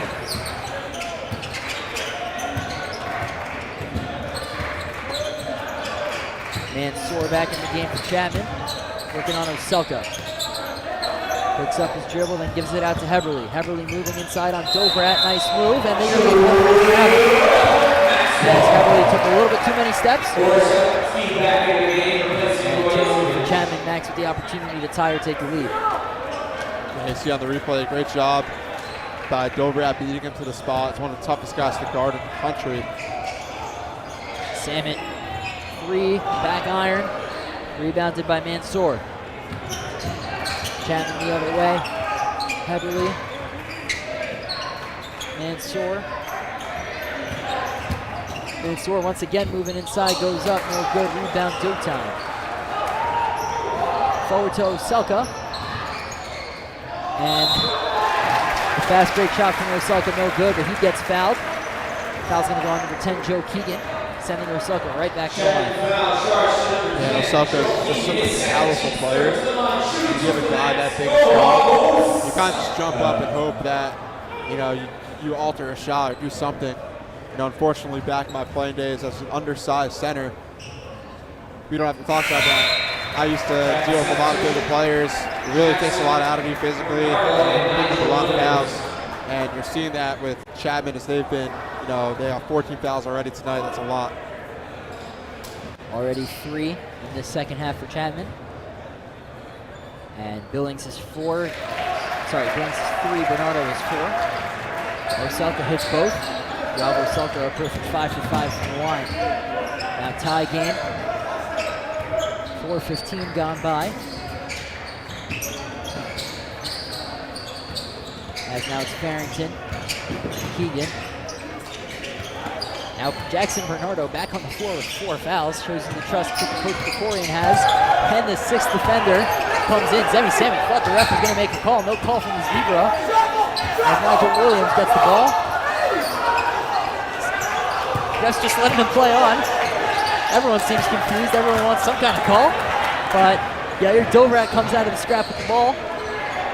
And Yeshiva's going to have an offensive possession. Orsinchevsky taking Farrington inside. Goes up, blocked by Williams. Oselka grabs the rebound, kicks it to the corner for Samet. 4-3. Good from Zevi Samet. 49-46 Yeshiva lead. Under 15 to go. And I think with that whistle, everyone gets a much-needed break. Yeah, I think we all need to calm down. I think you need to calm down as well. You did a great job announcing that. Hits the side of the backboard. They'll be called the 6th defender. Then there's a little scrum underneath the basket, and then we went the other way, and Zevi hits a 3. Just an insane sequence of events. And Chapman doing the right thing here, putting in Cruz Billings. He's got 3 fouls, so he's got to be careful. But you saw the Chapman Panthers offense was just so out of sorts without him on the floor. I think you'll see a lot more smooth, easy shots from them going forward if he stays in. But on the other hand, if I'm Yeshiva on the offensive end, I'm attacking him every play, trying to get him his 4th foul, so he has to sit. And it goes to the corner for Farrington. That's a 3, and that's good from Farrington. So this is, I believe, the 3rd time this half we've seen Yeshiva go down, hit a big 3. Chapman right away responds with a 3 of their own. We're once again tied. And interestingly enough, they're keeping Billings on Samet, and almost backfires there. But Oselka's going to get a trip to the line again. And we've seen a bunch of these beautiful passes, many of them from Zevi. We saw one there from Yair Dovid. Just these beautiful passes down low to cutting guards or cutting bigs. Samet couldn't convert, but Oselka right there to try to clean it up. And he'll have the opportunity to give the Max the lead. And I talked about, Dovid at halftime and how he can be another source of offense. It doesn't just mean shooting. A lot of times that can mean playmaking as well. If you have a guy who can truly set the table for his teammates and get them easy shots like you saw right there, that can be a real asset. Dovid with a beautiful pass, recognizing the defense asleep at the wheel, and it lets their free throw in the Yeshiva lead. 50-49 now, Yeshiva lead, just over 5 minutes to go. 5 minutes gone by, excuse me. Still plenty of basketball. Have no fear. As Chapman gonna move inside. As that Scholes puts it up, and that's good from Scholes. And now with the 1 free throw from Oselka, it's gonna go back and forth both ways. No more ties for the time being. As Sanjevsky loses a handle on it, and that's a good foul from Dotan Bardichev to slow down the transition.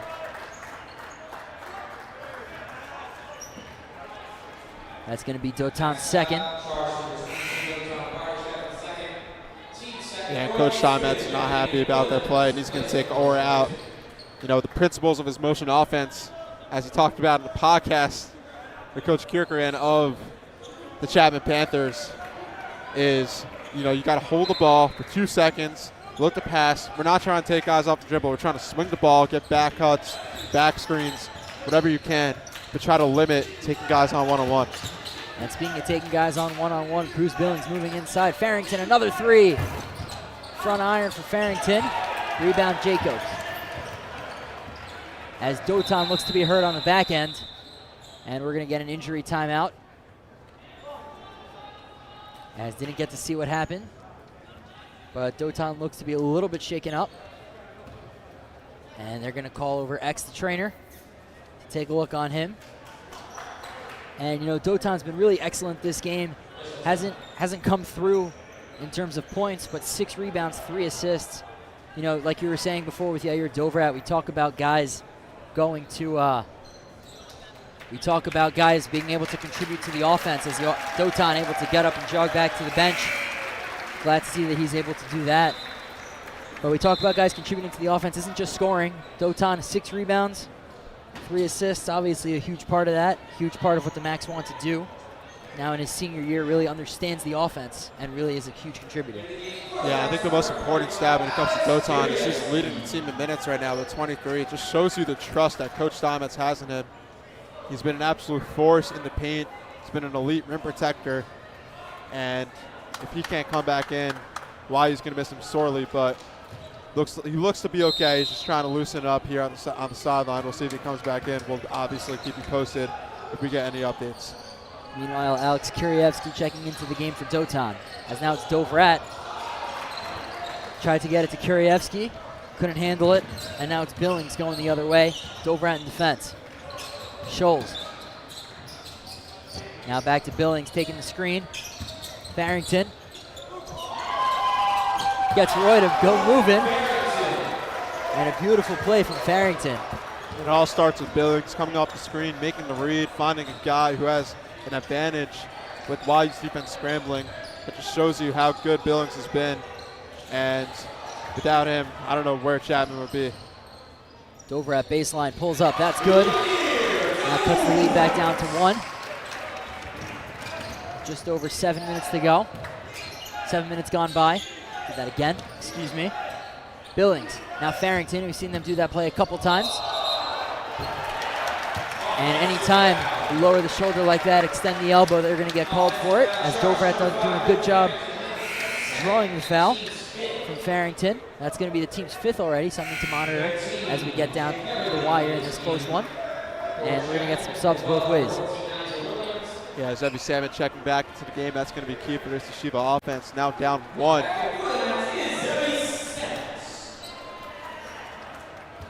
And Salmon checking back into the game, like you said. Back to Sinjevsky, who's also checking back into the game.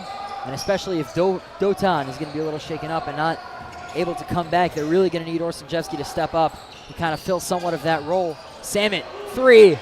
Good! Zevi Salmon giving Yeshiva a 2-point lead.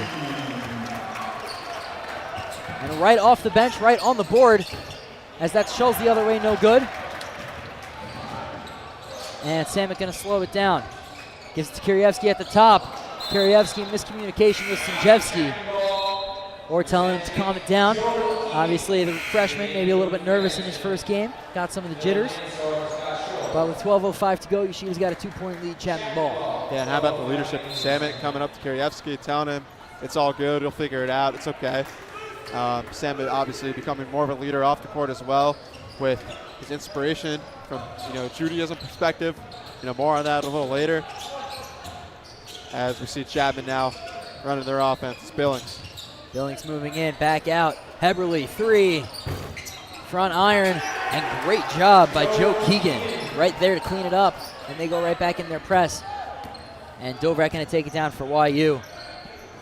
Sinjevsky, wide open 3. No good, off the rim. And now it's Billings moving down for Chapman. Thought about the 3, Heberly back to Billings. Cruz Billings. Moving inside on Sam, it goes up, no good. But draws the foul, gets 2. As score 55-55.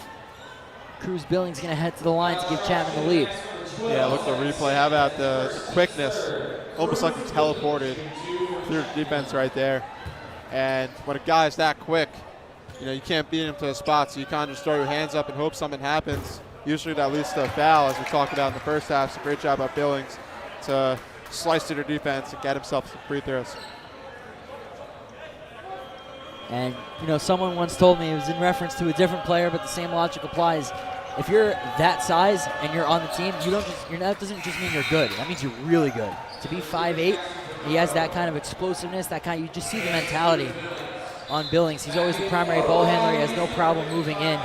And, one of those examples of to succeed at that size, you got to be really good. Yeah, Billings coming out. We've talked a lot about him, and I'm just going to make a prediction here. Over the next couple of minutes, they're going to need him to come back in because he's really the engine that makes that offense run. And Oselka, great take from Oselka off the setup from Sinjevsky. Max now lead 57-56.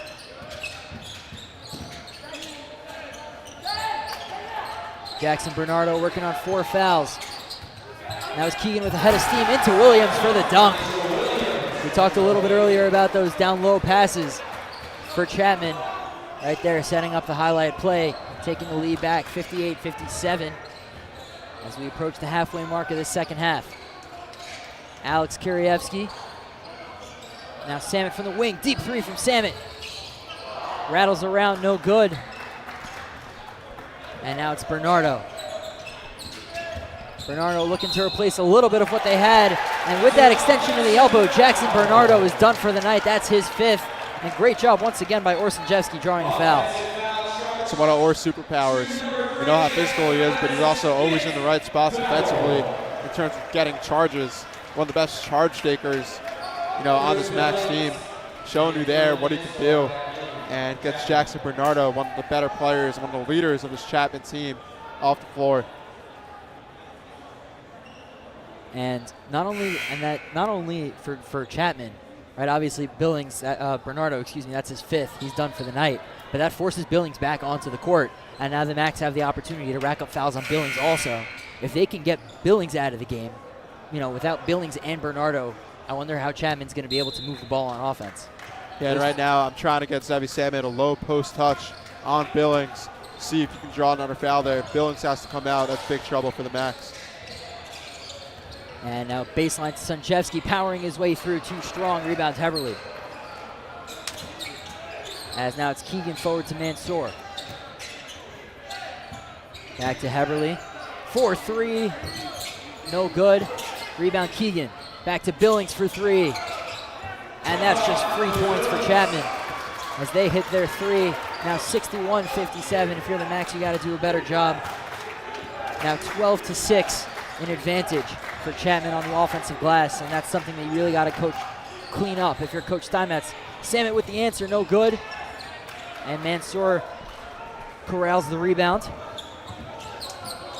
Cruz Billings now taking it down. Chapman looking to slow things up, 9.5 left. As the loose ball got bounced around, it's going to retain Chapman ball.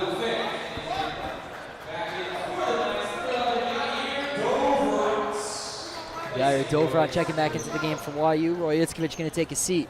Yeah, Dovrat coming in. YU scoreless in the last couple minutes. Dovrat, one of their best offensive players, looking to make a spark. And pass a little bit short from Billings. And that's going to be a loose ball foul on number 13, Jake Heberly, which is going to send Orsinjevsky already to the line. Chapman now up to 8 fouls on the day, or in the second half, excuse me. Interestingly, that's only Heberly's first, which, we've said his name a million times tonight. He's the star player for these Chapman Panthers. The fact that he only has 1 foul is really impressive on his part. But Chapman now up to 17 fouls on the night. Look for that to make a difference, especially, I can't remember the last time this game was more than 5 points apart either way. Sinjevsky unable to take advantage of the 1-and-1. Misses, rebounded by Chapman, and they look to go the other way. As now it's Billings. Sinjevsky on him. As that's going to be a foul on Orsinjevsky. Great job by Cruz Billings to draw it. And that's going to be Orsinjevsky's 3rd foul, so Coach Steinmetz's going to think about whether he wants to risk him getting in deeper foul trouble. And you talk about that 5 points being like the kind of the constriction that both teams are in. They can't go up or down 5, but right now Billings has a chance to get to 6 as he makes the first. And now a 5-point lead for Chapman. Subscribe to Max Live on YouTube to make sure you do not miss any amazing Max games and highlights this season. I'm assuming most of you are already watching on YouTube. All it takes is a like and subscribe. Hit that notification bell so you don't miss any more amazing content. And Billings hit the second, so now, just as we were saying, 5 points. It's now a 6-point lead for Chapman with just over 9 to go. As Yair Dovrat with the ball for the Max. Let's see if YU can answer on this possession. Oselka. Now Samit back to Dovrat. Dovrat forward for Sanjevsky. And great job by the Max taking advantage, going right at Cruz Billings with the bigger Orsanjevsky. And that's number 4 on Billings. Let's see what Coach Krikorian decides to do.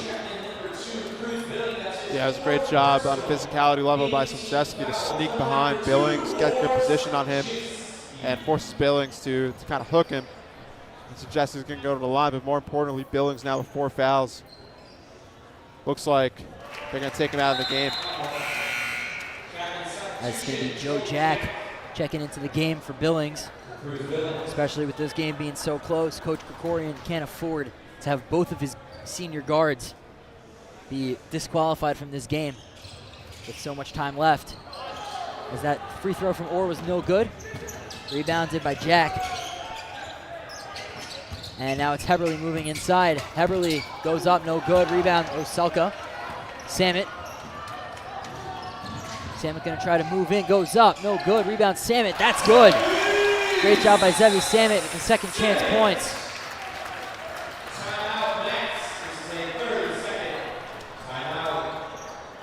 And with that 30-second timeout, we would like to remind you that we are organizing a celebration to commemorate this season as the 25th season of Max Live. If you have ever worked as a member of Max Live, please email maxlivealumni@gmail.com with the years you worked for us and what role you had. We will be in touch with more information. Here tonight to kick off our 25th anniversary celebration is Max Live alumni S.J. Tenenbaum, who you will hear more from soon if we can ever get a full time out here in the second half, but it looks like we can't get only a minimal break from the action. Neither team wants to really call timeout. It's just been exciting both ways. Avery, what have we seen? Yeah, I think we've seen a multifaceted approach from Chapman. They got a lot of guys contributing, almost double digits, in the amount of players that have scored for them. Yeshiva, on the other hand, with only about 6 players that have contributed points to their team. It just makes it easier as a defense if you could just key in on Zevi Samit and Yair Dovrat and then just watch those back cuts. So I think someone else is going to have to step up here. We'll see if maybe Orr can provide a spark or Yoav. And Dotan Barachev still hasn't checked back into the game, but standing on the sideline stretching things out as that was blocked by Karievsky. Now it's Scholes. Heberly back to Scholes. Over to Farrington. Good ball movement here from the Panthers. Heberly now to Scholes, working on Dovrat inside. Poked away by Oselka. Oselka back to Samit. Almost poked away by Farrington. And Samit controls for YU. He's going to push inside. Goes up. Good from Zevi Samit. And as we get to the witching hour of this game where wins become losses and losses become wins, that's where Zevi Samit shows up the most. Yeah, Zevi Samit, I believe, at 30 points right now. He's putting on a show here in his first game of senior year. That pass was tipped by the Max as Joe Jack unable to control it, and they're going to call a foul on YU. Coach Steinmetz not even sure who it's on. Forget about what it's for. Fans obviously don't like it. Yeah, and you see on the replay, Orr clearly held back the Panther player from getting that ball, so that's a great call by the refs, as always. It's unfortunate because now Orr in foul trouble with his 4th, and Coach Steinmetz is going to have to get into the bench here as Roy Ikovic takes Orsanjevsky out of the game.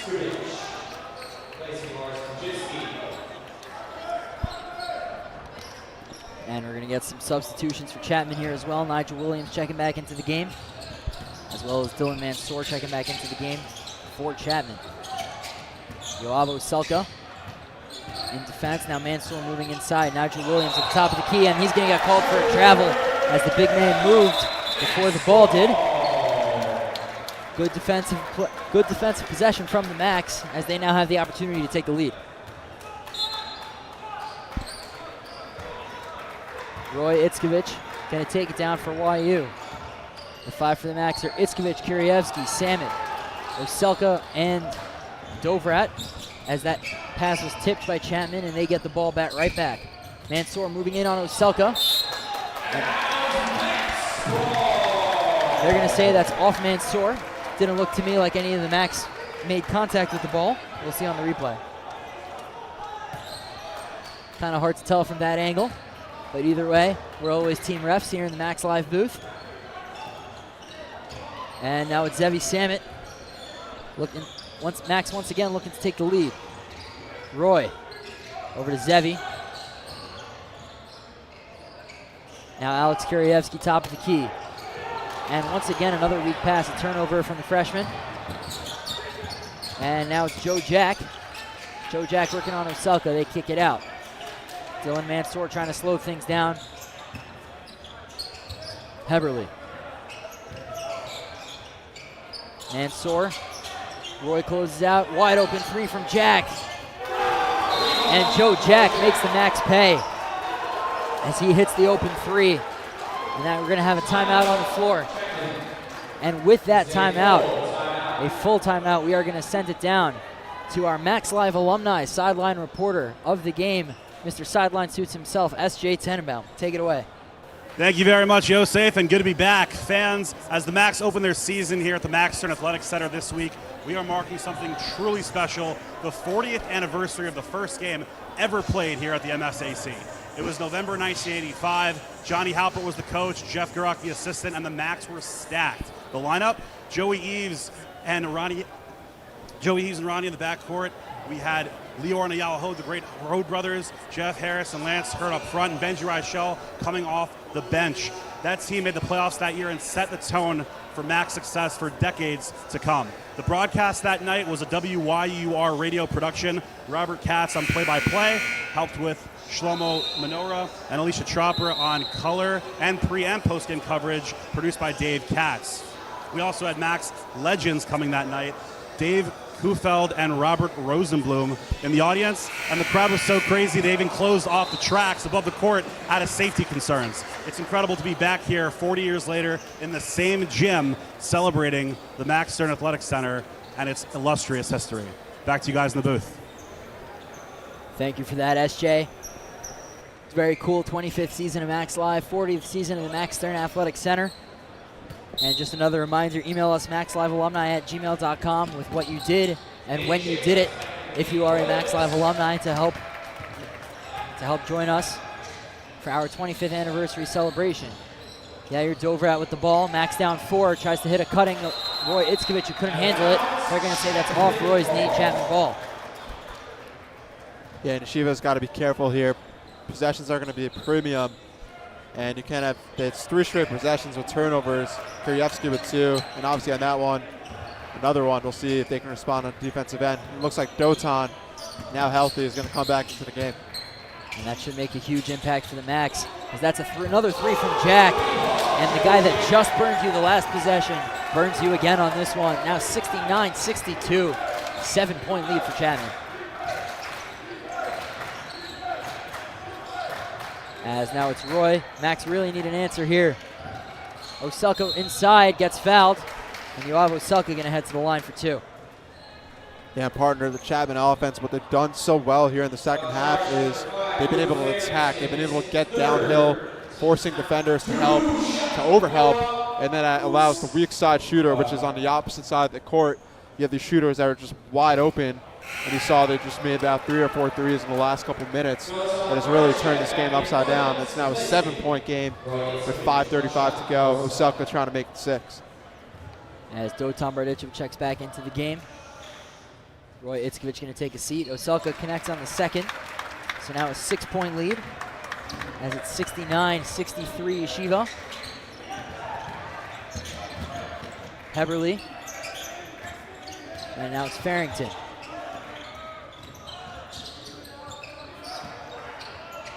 Joe Jack. Back to Heberly. Yoav Oselka in help defense. Joe Jack again from 3. Oh my goodness, Joe Jack, have yourself a night. 3 straight threes from the two first-name assassin. Joe Jack has now 72-63 lead for the Chapman Panthers. Yeshiva's really missing Orson-Jevsky now, who's on 4 fouls. He's looking to sub back in. Coach Steinmetz recognizing he needs another defender and communicator on the court.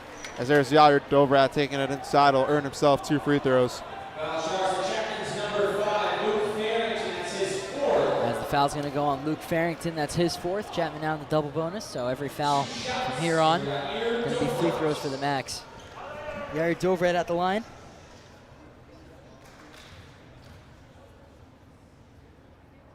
Connects on the first.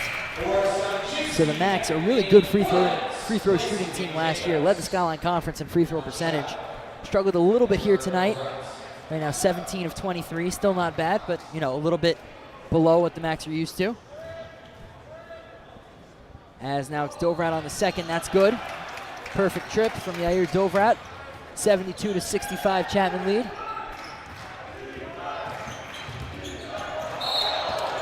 And Orson-Jevsky, a little bit of embellishment from Sinjevsky, but does a great job to draw yet another foul from Chapman. Offensive foul on Dylan Mansour. As that's only Mansour's 2nd, but the Max now have the opportunity to cut it to a 1-possession game as we've crossed the 5-minute mark. 4:39 to go. That pass a little too high for Oselka. Bardachev hits a cutting Dovid. Dovid takes it out. 11 seconds on the shot clock. Samet, corner 3. In and out. Sinjevsky on the rebound, goes back up, and that's good from Orson-Jevsky. Great effort by Sinjevsky, showing you the difference he can make the second he steps back on the court. Chapman 7-2, Yeshiva 6-7. Mansour lost the handle, got it back. Now Farrington working on those 4 fouls. Orson-Jevsky in defense also having 4. Luke Farrington. Sorry, that's Heberly moving inside on Samet. Goes up, no good. Rebound Oselka. Wonder if the Max look to slow things down. And how about the job Samet's done defensively guarding Heberly? He's made him have a very inefficient game. It's impressive to see from the all-world guard as there's an offensive foul going the other way. The Max fans not happy. We'll see if we can get a replay on that one, which will determine what actually happened. Either way, it looks like the Max, as we see the replay.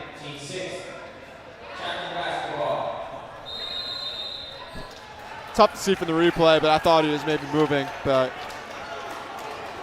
as it looks like we're going to get a timeout, and with that, we're going to send it down to our main Max Live sideline reporter, Yaakov Lazar, here to talk about the YU Max events this past Shabbos. Yaakov, take it away.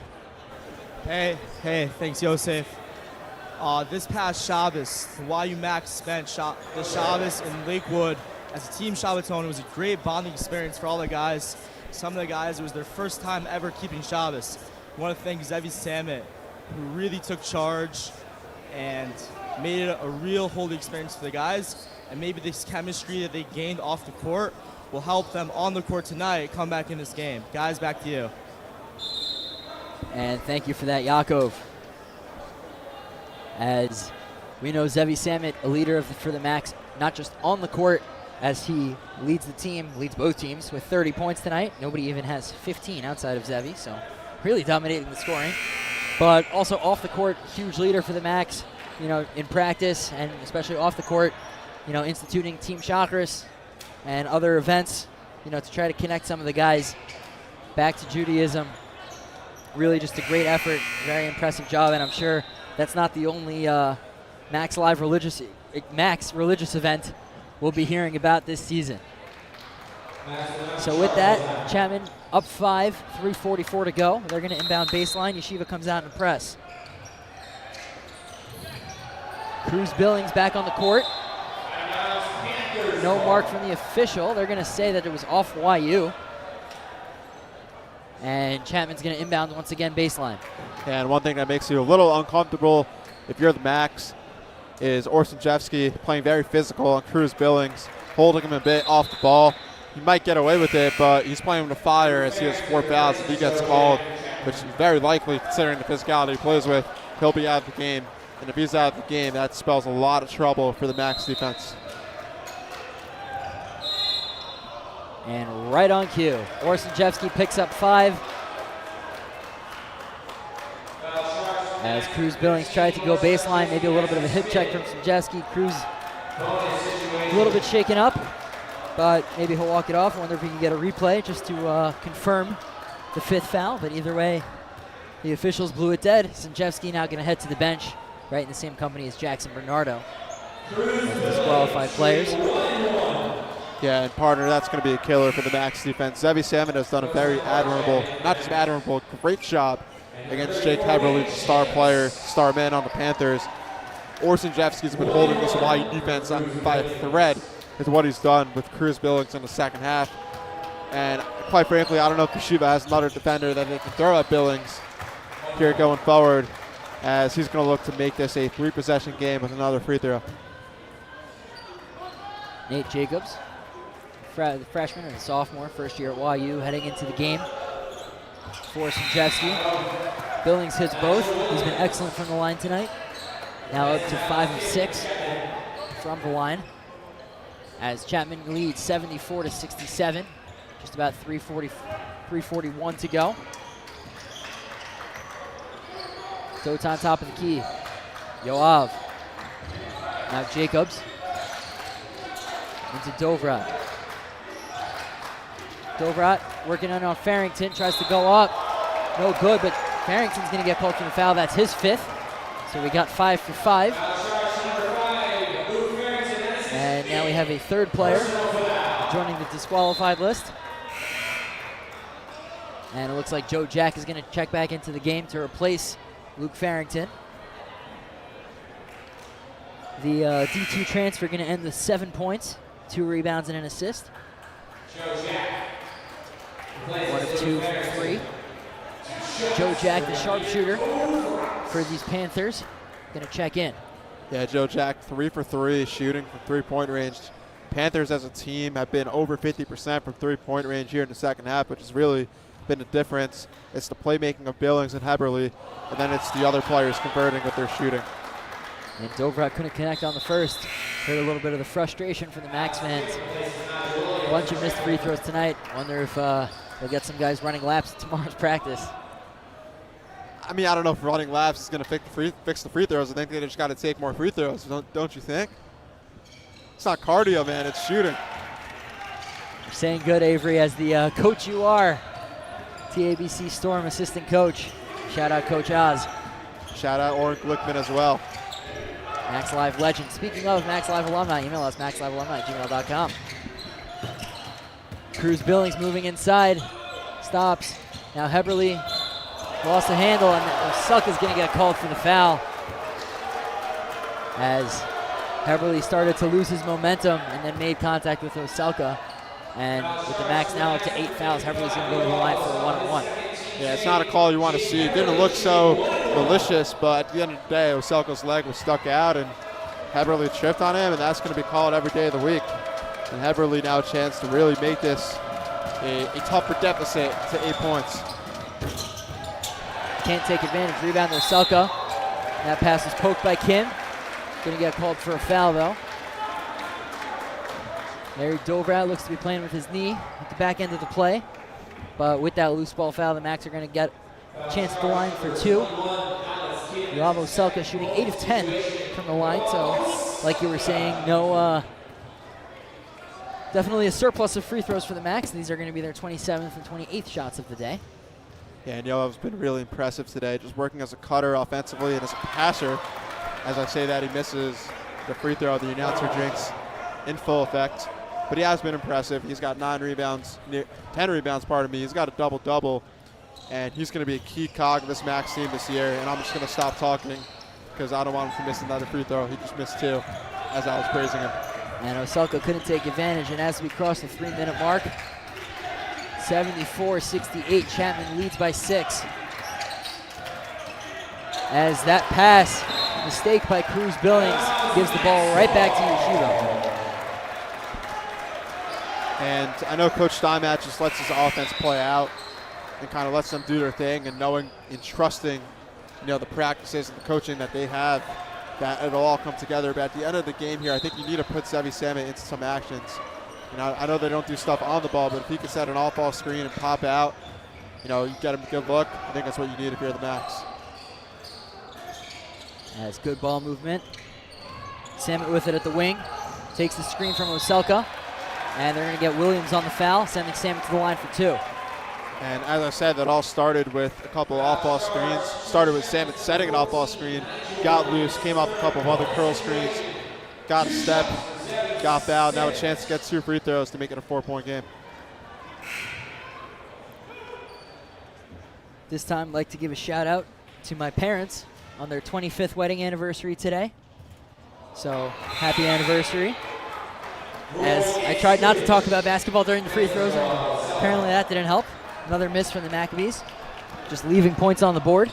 They just got to run. That's all they got to do, as you said. They just got to run. Shout out to not just my parents on their anniversary, but Zevi Samit's parents on their anniversary as well. So lots of Max Live parents' anniversaries.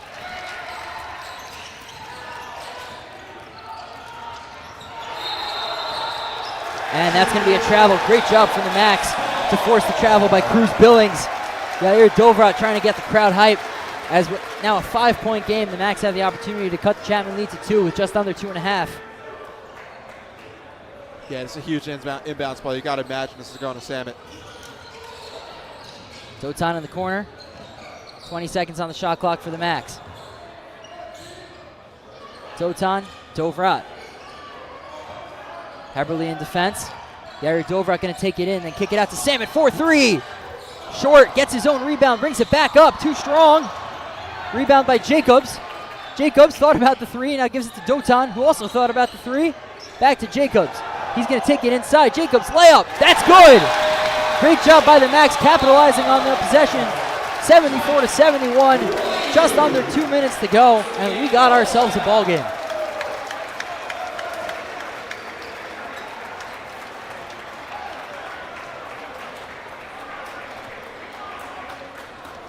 We'd like to give a huge thank you to everyone on our Max Live staff that made this game and this production possible. Our executive director, Eitan Traurig, executive producer, Dovid Samson, associate producer, Zachary Sicklick, director Jarret Lazarus, researchers, Eitan Kars and Chaim Stark, as well as Yaakov Lazar, and our camera operators, Shlomo Alter, Moshe Laub, Kobe Nurani, and Marco Fanunu.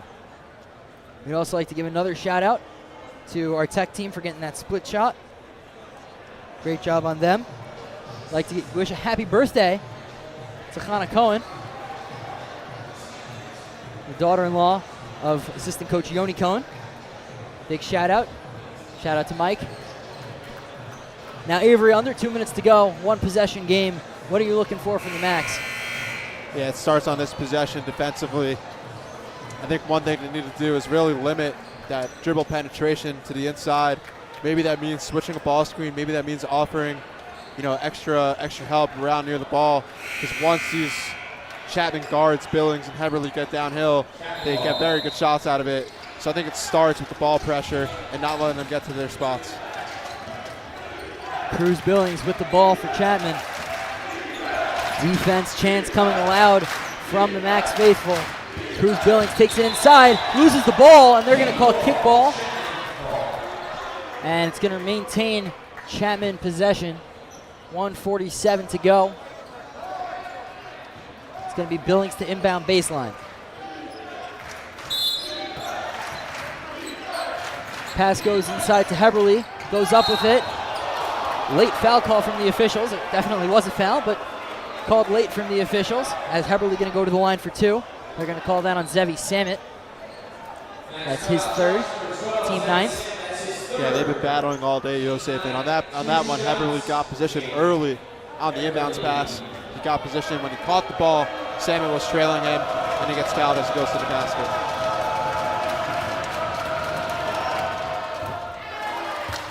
Free throw is good from Heberly, so now a 2-possession game. The 5 on the floor for the Max. Samit, Jacobs, Itzkovich, Dovrat, and Barditchev. The 5 on the floor for Chapman. Mansour, Billings, Heberly, Kim, and Keegan. As unlike many of the Maccabees trips, Chapman goes 2 for 2 from the line. Now 76-71. 1:44 to go. There, Dovid to inbound baseline. Chapman out in the press. Ball goes to Samit.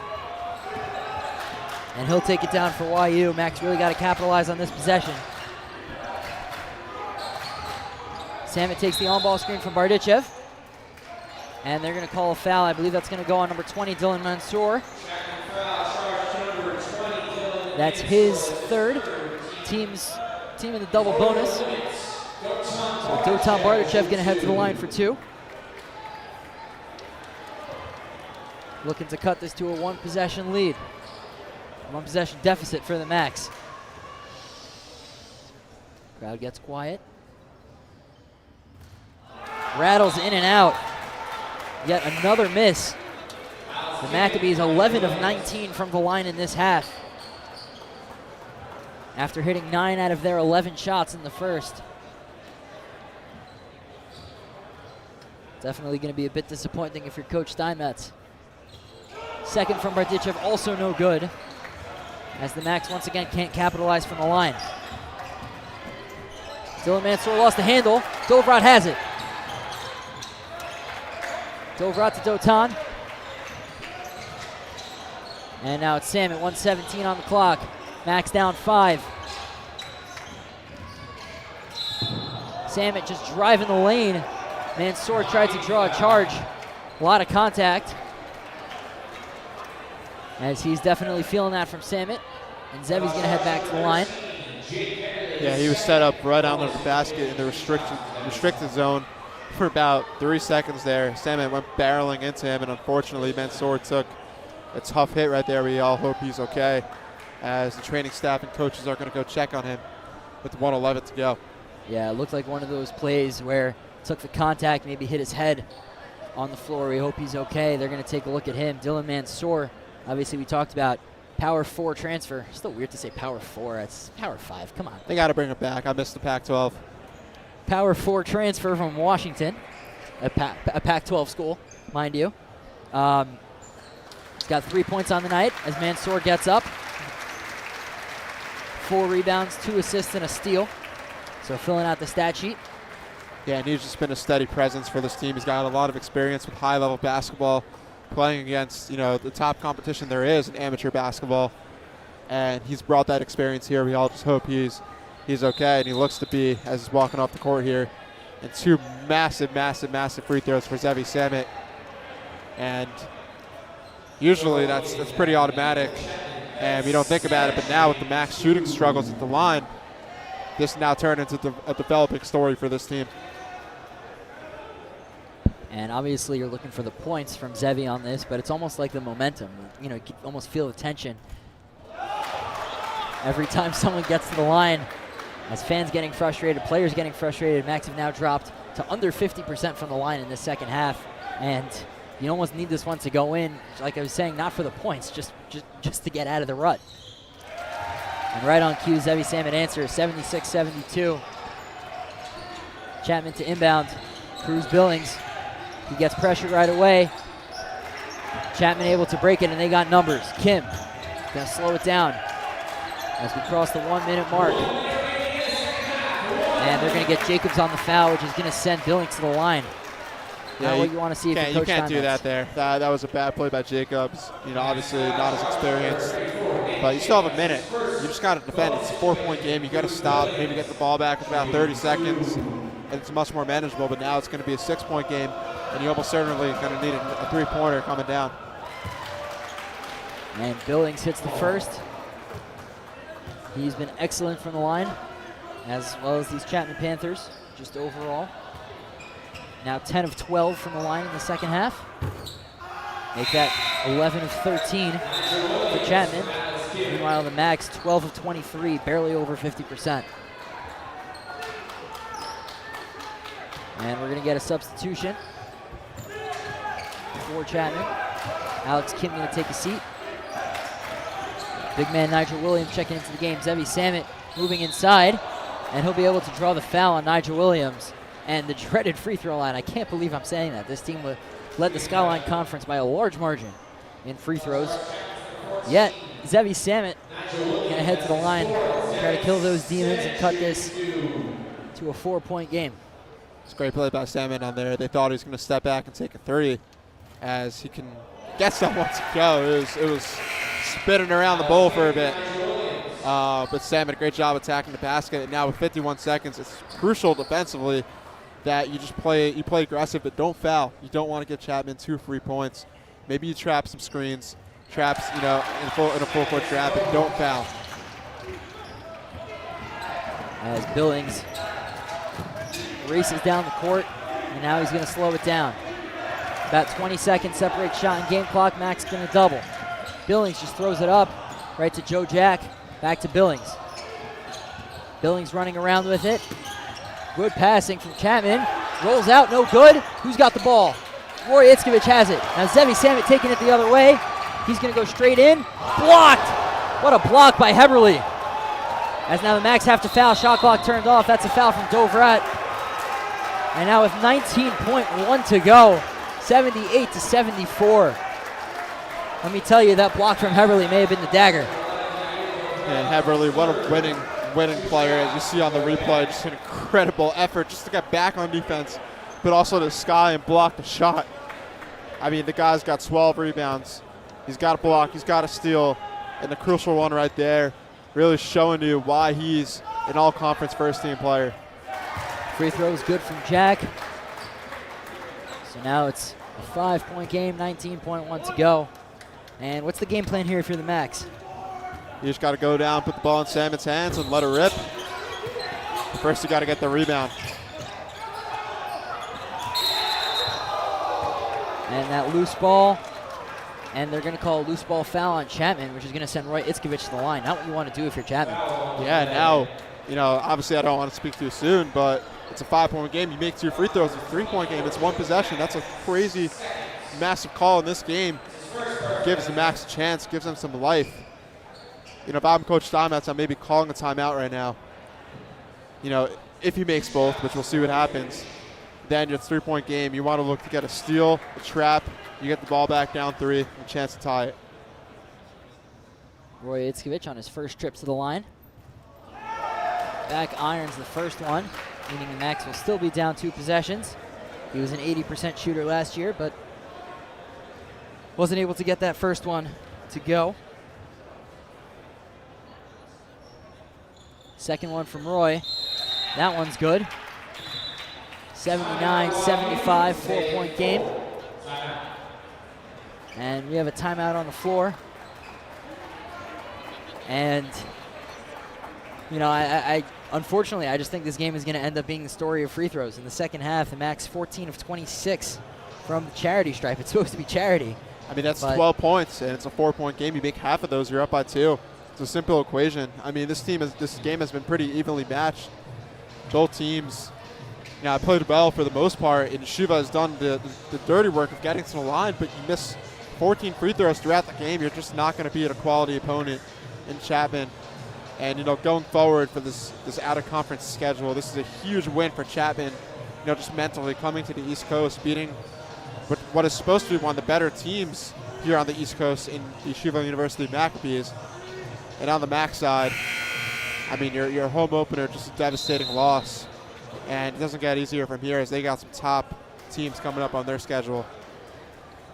Yeah, coming up, Max going to head down to Virginia to take on Randolph-Macon and not Christopher Newport.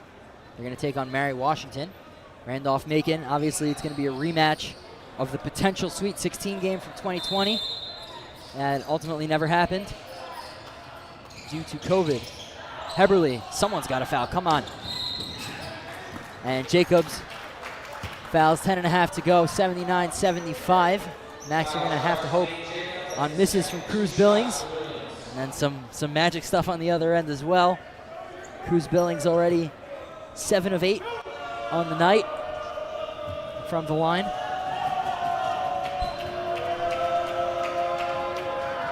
First one from Billings is good. Now 80-75. 10.5 to go.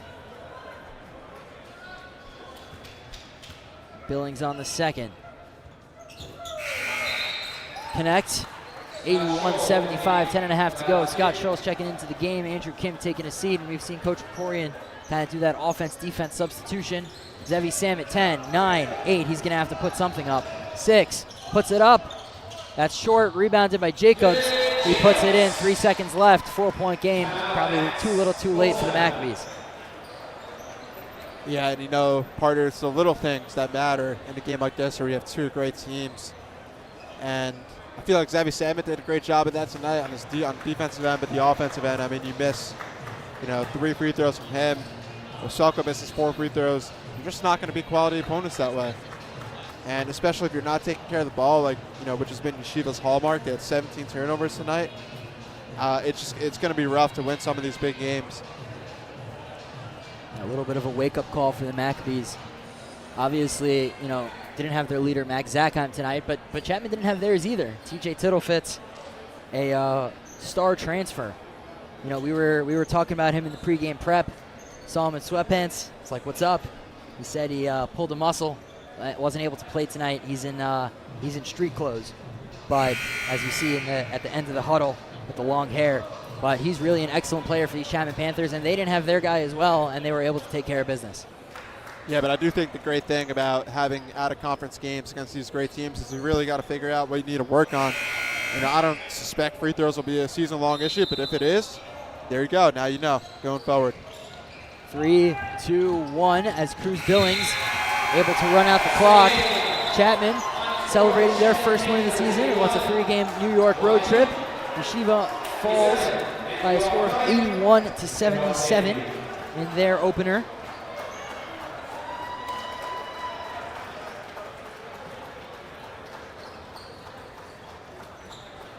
And for Chapman, definitely a hot start. Definitely love to see the momentum as they'll take on Stevens and Baruch to finish out their road trip, finish out their exciting journey to New York. Meanwhile, for the Macs, they'll now head down on their own road trip to Virginia, like we were mentioning before, going on that Randolph-Macon game. Chapman, if you count all the votes, they got 1 vote for the 25th spot, the equivalent of, let's call it the 50th team in the country or so. Meanwhile, Randolph-Macon, number 2 overall in the D3 Hoops rankings. They are no joke. Got 1 first place vote. Number 1 is Trinity, who the Macs will play our next broadcast, which will be next Thursday night. But on this trip to Virginia, the Macs are really going to have to improve both free throw shooting and just taking care of the basketball. Some of those things are just things that happen, early on in the season, and obviously non-conference, so technically it doesn't count in terms of skyline play. But obviously, very fixable mistakes, but the Macs are really going to have to clean those up if they're going to be a national competitor this year. Yeah, we talked to Coach Steinmetz last year about the brutal out-of-conference schedule, and he said that it's fine if we lose these games. Obviously, you want to win. You're a competitor. But at the end of the day, you're just learning. That's what you're doing. And YU's going to learn, who the puzzle pieces are, who they can trust in bigger moments. I think Yair Dovrat really showed something tonight. I think Nate Jacobs showed some hustle and some tenacity. And you start figuring these things out. And when you get the skyline play, you're off and running, and you're gunning for that 1 seed and another automatic qualifier for the NCAA tournament. Yeah, and you saw that trust right away from Coach Steinmetz. His first game ever, wasn't even on the team a couple weeks ago. All of a sudden, Nate Jacobs is playing in the big minutes down the stretch. As I think that's going to do it from us here. 81-77 is the final. We'd once again like to thank JBS, the Jewish Broadcasting Service, for bringing Max Live to television viewers across the country. JBS celebrates Jewish identity, culture, and education through its around-the-clock programming, and we're so grateful to the Hode family for once again making this season's broadcast possible. And once again, that's going to do it from us, 81-77. Partner, we'll be back Thursday next week to see the Macs take on the number 1 ranked Trinity Bantams right here in the Max Stern Athletic Center. In the meantime, they'll go down to Virginia. Stay tuned to our WhatsApp chats to watch those games. Link in the description of this video. Subscribe to those. Subscribe to the YouTube, Instagram, all the stuff. If you'd like to become a sponsor, you can email us yumaxlive@gmail.com. If you're an alumni, email us maxlivealumni@gmail.com. And after all that, 81-77 the final. I'm Yosef Silver alongside Avery Stepner. Have a great night, everybody.